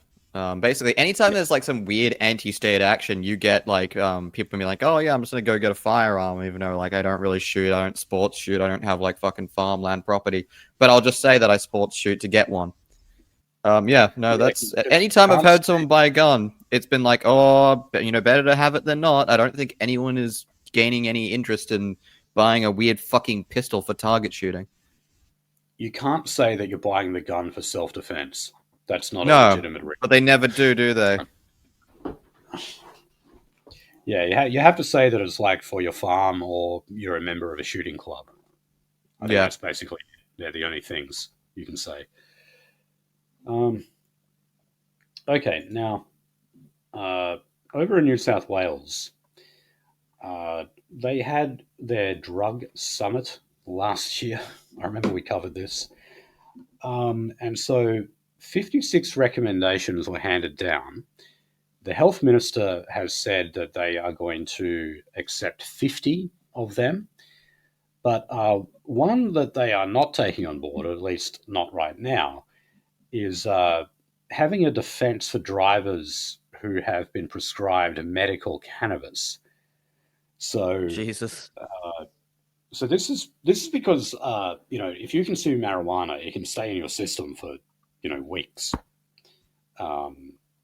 and if you like go and do a swab test or whatever it is, and even though like say I don't know you smoked weed a week ago, that will come up in the test, and that means police can charge you for drug driving.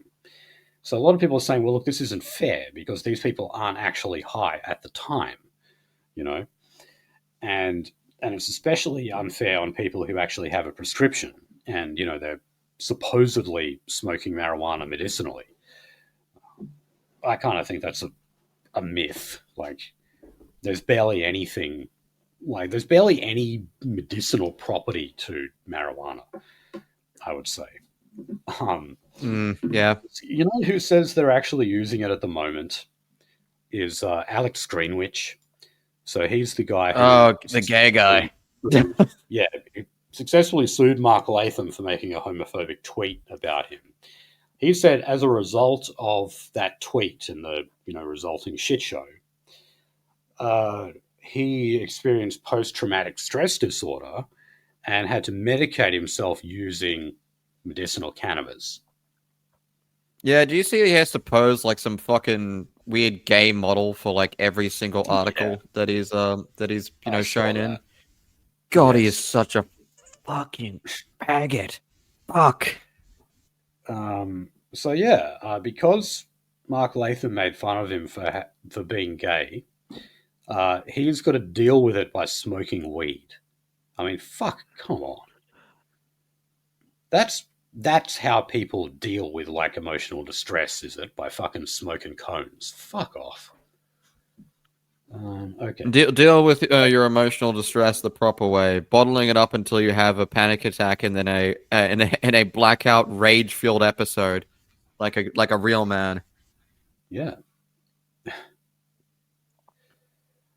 Okay. Let's go to the States. Party politics. So in Victoria, Jacinta Allen has said that she will lead Labor to the next election. Now, why is this happening? Why are there calls on her to maybe step down? Well, it's because of the crime problem. People think it's out of control. It's become out of control under her watch. She's even refused to say if the CBD is safe. So naturally, you would want to blame her. Now, sure, to an extent, they need tougher laws. But look, like I always say here, like, crime essentially is a federal government prerogative. Yes, obviously the criminal justice system, by and large, is dealt with by the states, of course. But I'm talking about actually cutting off the source of the crime. And the source is non-whites. It's an immigration problem. It's within the ambit of immigration, and that's why I really wish people would see this as a federal government issue instead. Basically, every issue you can think of is linked to immigration in some way, because immigration is about people. It's the people who actually make up the body politic, and that is the determining factor on how that body politic is going to look. We already kind of covered the stuff with Barnaby Joyce, so I think we can leave that. Other than to say, yeah, look, I think in the next few weeks or so he's going to jump ship to One Nation and probably announce he's going to run as a senator for New South Wales in the next election. Look, One Nation's become fucking retarded enough that it fits his original politics. Then also there's nowhere else for him to go. No, it's the protest party, as they say. And you know what? It's like it's a pale imitation of the coalition, so it's a perfect home for Barnaby. I want to thug hunt Rod Caddies. Okay, so for the federal libs, Jacinta Price is being sued at the moment in the Northern Territory in the federal court because of a media release that she put out. So she's being sued by the Australia Central Land Council, which, as you can imagine, is an Aboriginal corporation. And in the media release that she put out, she said that Leslie Turner, who's the head of the council, had lost the support of his councillors, and therefore that he should resign his leadership. That's usually not the kind of thing that you take a politician to court for, but he has. So he said that he's denied being embarrassed by the failures the so-called failures of his council. And he also said that when he found out about this press release, he was shocked, hurt, and very angry when claims of that no confidence motion made headlines in the Northern Territory. So, yeah, he faced a Jacinta Price is saying that he faced a no confidence motion, which was apparently voted down. So, okay. How is that defamatory, though, if it actually happened? That doesn't sound like the kind of thing you sue people over. Now, look, I have not looked into this a great deal, but the fact that it seems to be on like pretty flimsy claims, but also the fact that Jacinta Price's legal bills are in part being footed by Gina Reinhart, I would say she's probably going to get out of this unscathed, and this will be dismissed. I was going to say, there's a reason why I did a fundraiser for Tom, because unfortunately money does win cases. Yeah, unfortunately, money talks. So last story on the federal libs. This one interested me much more. Who's this? Liberal MP Garth Hamilton. He's a conservative. I think he's only a backbencher. He made very interesting comments about the relationship the Liberal Party has with Australia's unions. He said that the Liberals need to stop seeing unions as the enemy and instead should actually seize on the mutual interests of actually keeping migration low, or going back to keeping it low, I should say, and also net zero policies. Because, yes, a lot of, union members anyway, don't like net zero because obviously it threatens blue-collar jobs. So he's got a point here. And, this is part of that sort of, restructuring of conservative parties around the world. Remember last time Trump ran for president, even the first time, actually, he was backed by a number of unions. Prior to that, the unions would only ever back the Democrats. Yeah. Now, I'm not saying that unions are suddenly going to come out and start supporting Susan Lee. But I will at the least say that a lot of union members would be definitely willing to vote for the coalition instead of Labor, because it provides a better guarantee of blue-collar jobs. Remember why Bill Shorten didn't become Prime Minister? When he lost what was known as an unlosable election for him against Scott Morrison? It's because people thought his policies were too green. People thought he was going to close down Adani, stuff like that. So a lot of blue-collar workers felt that their livelihoods were threatened by Labor, and they voted coalition instead. This guy, Garth Hamilton, is saying, well, Liberals should actually capitalize on that. And one of the ways you can do that is stop shitting on the unions all the time. Because unions definitely have been the traditional enemy of the Liberal Party in Australia. No doubt about that. Well, again, Labor, and Jordan Shanks says this a lot, like Labor was created as like a containment zone for communism to wrap up like workers' movements. Yeah, to an extent. It was also just there was the secular sort of communist element, but then there was also the Irish Catholic trade union element. That's sort of like where Labor started. Oh, those damn dirty fucking mix. Oh. Well, that is actually the way politics was seen in Australia for a while. Like, you had the conservative Protestant parties, and then you had the Irish Catholic Labor Party. That changed, like when the Cold War started to kick off, because then you had the Democratic Labor Party. Because remember, they split off from Labor. That was basically the Irish Catholic wing of the Labor Party that said, no, we don't like this communism stuff, and we really don't like this atheism stuff they're promoting. So they created their own party, and then they directed their preferences to the Liberal Party.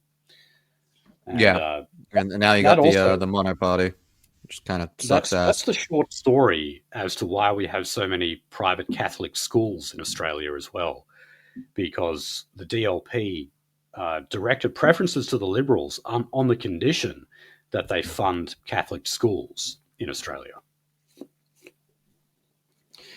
Anyway, bit of a tangent there. Let's go on to local government. Just quickly here, we spoke last week about how it was predicted there would be record low turnout for WA's local government elections. Well, guess what? Yes, that's exactly what happened. So Hannah Beazley is keeping alive this idea of having compulsory voting for council elections and also introducing 4-year rather than 2-year terms. And if we get that, you can basically thank Stephen Wells for that. Yeah. The so-called extremist candidate. The thing is, though... Did old mate show you the little reward that Wells got recently? No. I'll put it in the... Put a link to it in the side chat for you. No, just keep going. I'll grab it. All right, well, next story is on political donations. Now, you may have heard of these reforms. They've basically been criticised as a way of undermining the independent Teals. And if you look at what the laws actually introduce, if we had had these laws prior, that would mean that $8.34 million that was given to independent Teal candidates at the last election would not have been able to have been donated. So under these laws, and by the way, Labor and the Coalition supported this because, they both kind of see the Teals as, a competitor that they would rather do without. This caps annual donations to $50,000 per candidate. And that you see the Teals are funded by Simon Holmes à Court from Climate 200, and they're just handed out en masse to them. And that's basically how they won these electorates like Kooyong and even Curtin here in WA. So that means those laws will be in place by the next election. Now, I'm sure there's all, funny ways they can diddle things to make sure that funding still goes through to them or whatever, but it'll be made more difficult at the least. And that could have a very big impact on the electability of the Teals come the next election. Huh. Yep. Okay, now, apparently, there is still a systemic culture of misogyny in the Australian Defence Force. Oh, God, the complaining about this. Yeah, so this is female members of the ADF have been complaining of widespread and systemic rape, physical abuse, sexual harassment, and discrimination. The hell is systemic rape? Like, how does that work? Oh, look. Systemic rape. So, okay, so there's...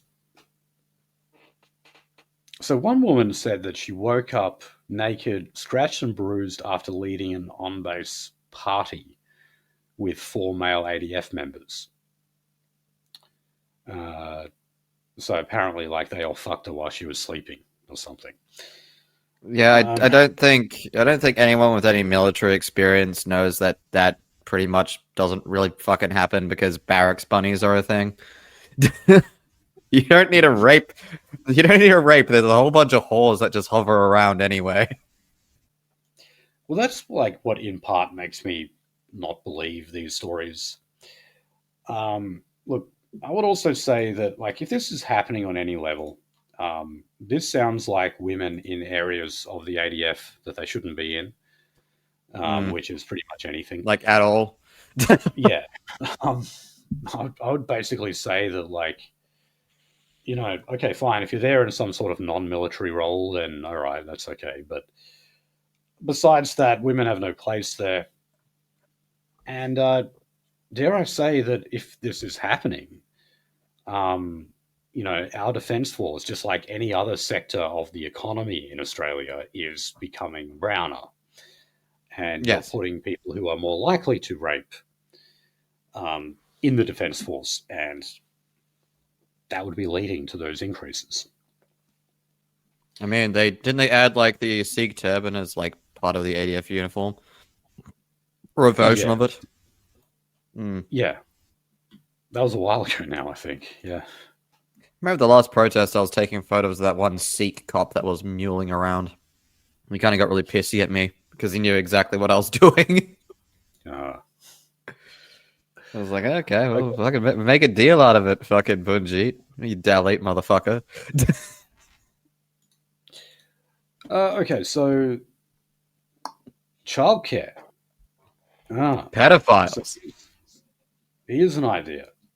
So apparently, a policy that is very popular at the moment among Liberal voters, particularly female Liberal voters, is allocating childcare subsidies to nannies and grandparents. So, in other words, instead of having the subsidy to drop your kid off at a childcare centre, if you go for one of the classier alternatives like getting a nanny, private nanny, or even just asking your parents to look after the kids, maybe they should be subsidised. Well, look, I understand that about the nanny, but like when you talk about getting the grandparents involved here, aren't you basically talking about rorting the system? Like, the grandparents who otherwise would have actually performed this service for free are suddenly getting a subsidy from the government. Can you just imagine how much that would be abused? Oh god, yeah. An awful idea to me. But all it needs to do is touch one ethnic community, and then we're fucked. You're just absolutely fucked. Yeah, because like there's other examples of this. Like I remember Joe Hockey, who used to be our treasurer. Like he was getting an allowance for accommodation in Canberra, and look, all federal MPs get that allowance. But basically it's just designed for them to hire out a motel for the times that they're in Canberra. But do you know what Joe Hockey was doing? His wife owned an apartment in Canberra, and he was staying at that apartment, and he was paying the subsidy directly to his wife. And at the time, it amazed me how that was not like a big story.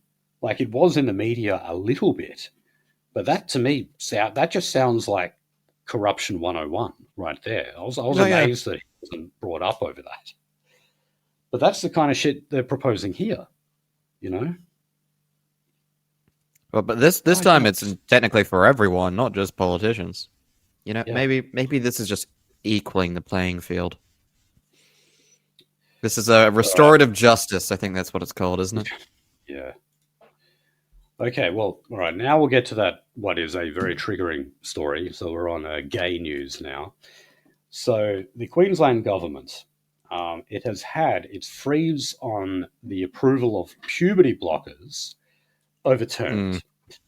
So the Queensland government put a freeze, albeit a temporary one, on any person under 18 being prescribed puberty blockers. Now, this is obviously to assist children in a so-called gender transition. You actually stop them from going through puberty in the first place, and then apparently, it's easier to make the transition. This is sick. Anyway, there were a whole bunch of fags outside the court for when this decision was handed down. And the court found that this freeze is basically illegitimate. They can't do it. So this legal challenge was actually brought by the mother of a 14-year-old trans teenager who was told that they couldn't have the puberty blockers because of the freeze. Well, that directive has been found to be unlawful. And now all these doctors are able to get right back to writing these scripts and continuing the chemical castration of children. Isn't that great? So, look, one of the few times I do actually commend the government, in this case the LNP in Queensland, for doing that. I thought they should have gone much further and just banned the practice outright. Yeah. Look, you know, you're not allowed to cut off the limb of someone who has phantom limb syndrome. These are people who don't believe their limbs belong to them. Yes, it's a real thing. Yes, and it some is. Of these people have actually cut their own legs off as a result of it. I don't know. There was a famous case from the early 2000s in America. I think it was like literally 2001 of this one woman who wanted to like cut both her arms off below the elbow, and had like a very, very specific. It was like a fetish thing. I think it really was a fetish thing for her as well. Which a lot of this stuff is also fetish shit. Of course it is. But look, changing your gender is impossible. You cannot do it surgically or chemically or socially. Apparently, you know, some of these children have been socially transitioned as well. So it should just be banned. You know, the Greens, on the other hand, they'd say it should be provided for free through Medicare. Anyway, this was like one of the very few roadblocks that were put in the way of this kind of thing happening. Because like when this stuff goes to like family law courts, they always find in favor. And, you know, a lot of the time you've got like, say, the parents might be separated and you've got the mum who says, yeah, I want them to take the puberty blockers. And then you've got a dad who says, no, I don't want my child to be mutilated in this way. And, well, no, they find in favor of the mother like every time. God, that fucking case out of Texas was absolutely fucking disturbing, man. The fact that shit ended up going through. Yeah, look, unfortunately, this stuff just marches on. The kind of stuff that the Nazis put a stop to with what's his name, Hirschfeld's Institute for Sex or whatever the hell it was called back in Weimar, Germany. Institute for Sexual Wissenschaft, or Sexual Study, or the Study of Sex. It's functionally, you could translate it to an Institute for Sexology. Yeah, something like that. Oh, God. Magnus Hirschfeld. Yeah. It's the Institute for Sexual Gewalt. Institute for Sexual Assault. Now, in Tasmania, where you might not think this stuff is happening, children are being taught gender identity ideology. And not a surprise that parents were not being told of what was in the curriculum here.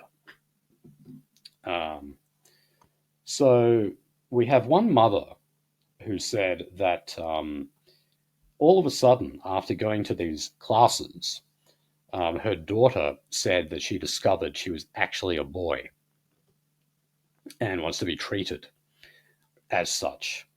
Now, in this class, they don't refer to boys and girls as boys and girls.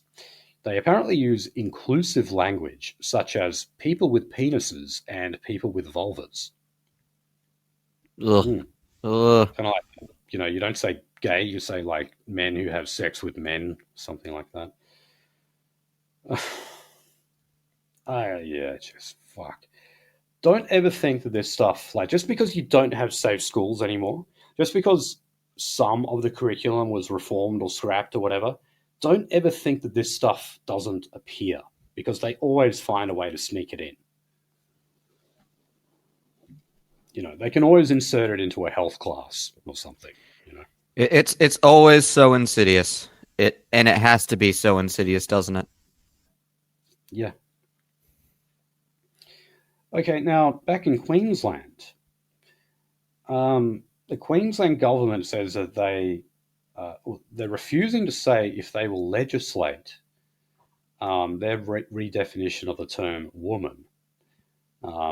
So their redefinition, if you're wondering, is adult female human being, which is a way of saying it's not very inclusive. Biological.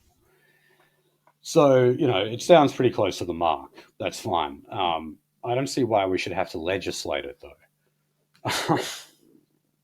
Since when did we legislate on the definition of words? Since now, bigot. So, the Minister for Women, Fiona Simpson, she contradicted previous Palaszczuk Labor government gender reforms that were designed to strengthen the legal recognition of trans and gender diverse people. So yeah, that was like the Labor government, wanting to redefine what woman meant and look at it in a psychological point of view rather than an actual real yeah. taxological point of view. Yes. Is it taxological? I think taxological is probably the correct one. Sounds accurate to me. So the current minister is actually a devout Christian and was asked by a member of Katter's party, Katter's Australia party, so his son, Robbie Katter. The question was if the minister and the department consider transgender people to be women. Well, guess what? She refused to answer that question. Yeah. Come on, answer it. The answer is clearly fucking no. Of course they're not. Again, there should be more trans representation in media. That's a statement that's made pretty consistently by them. And then it's just like, okay, so there's a representation of women in media. That means the operative category for you is trans. Therefore, it is a different thing. It is a modifier. And yes, I just used a Ben Shapiro argument. Yep, I am trying to be as plain and as simple as this. And I can also say bluntly that no amount of, chemical fuckery, pharmaceutical fuckery and mutilation is going to change what God made you. That's right.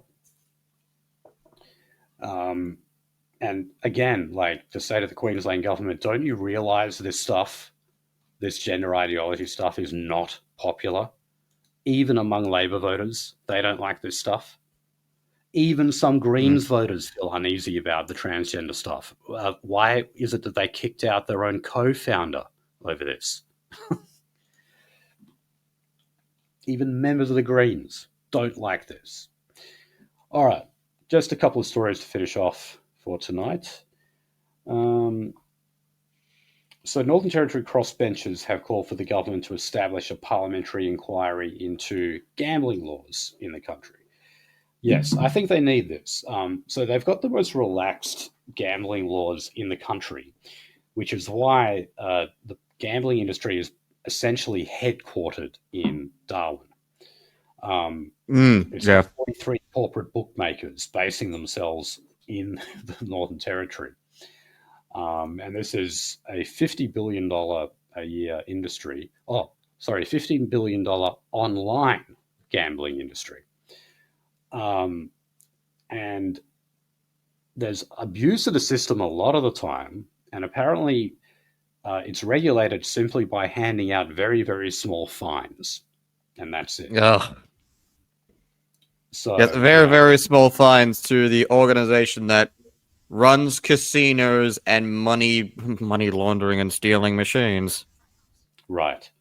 So obviously, considering they're making all of this money, having this tiny financial disincentive is not going to yield any results. So yeah, and there was also things like they found that the people who were sitting in the regulatory bodies actually worked in the gambling industry prior.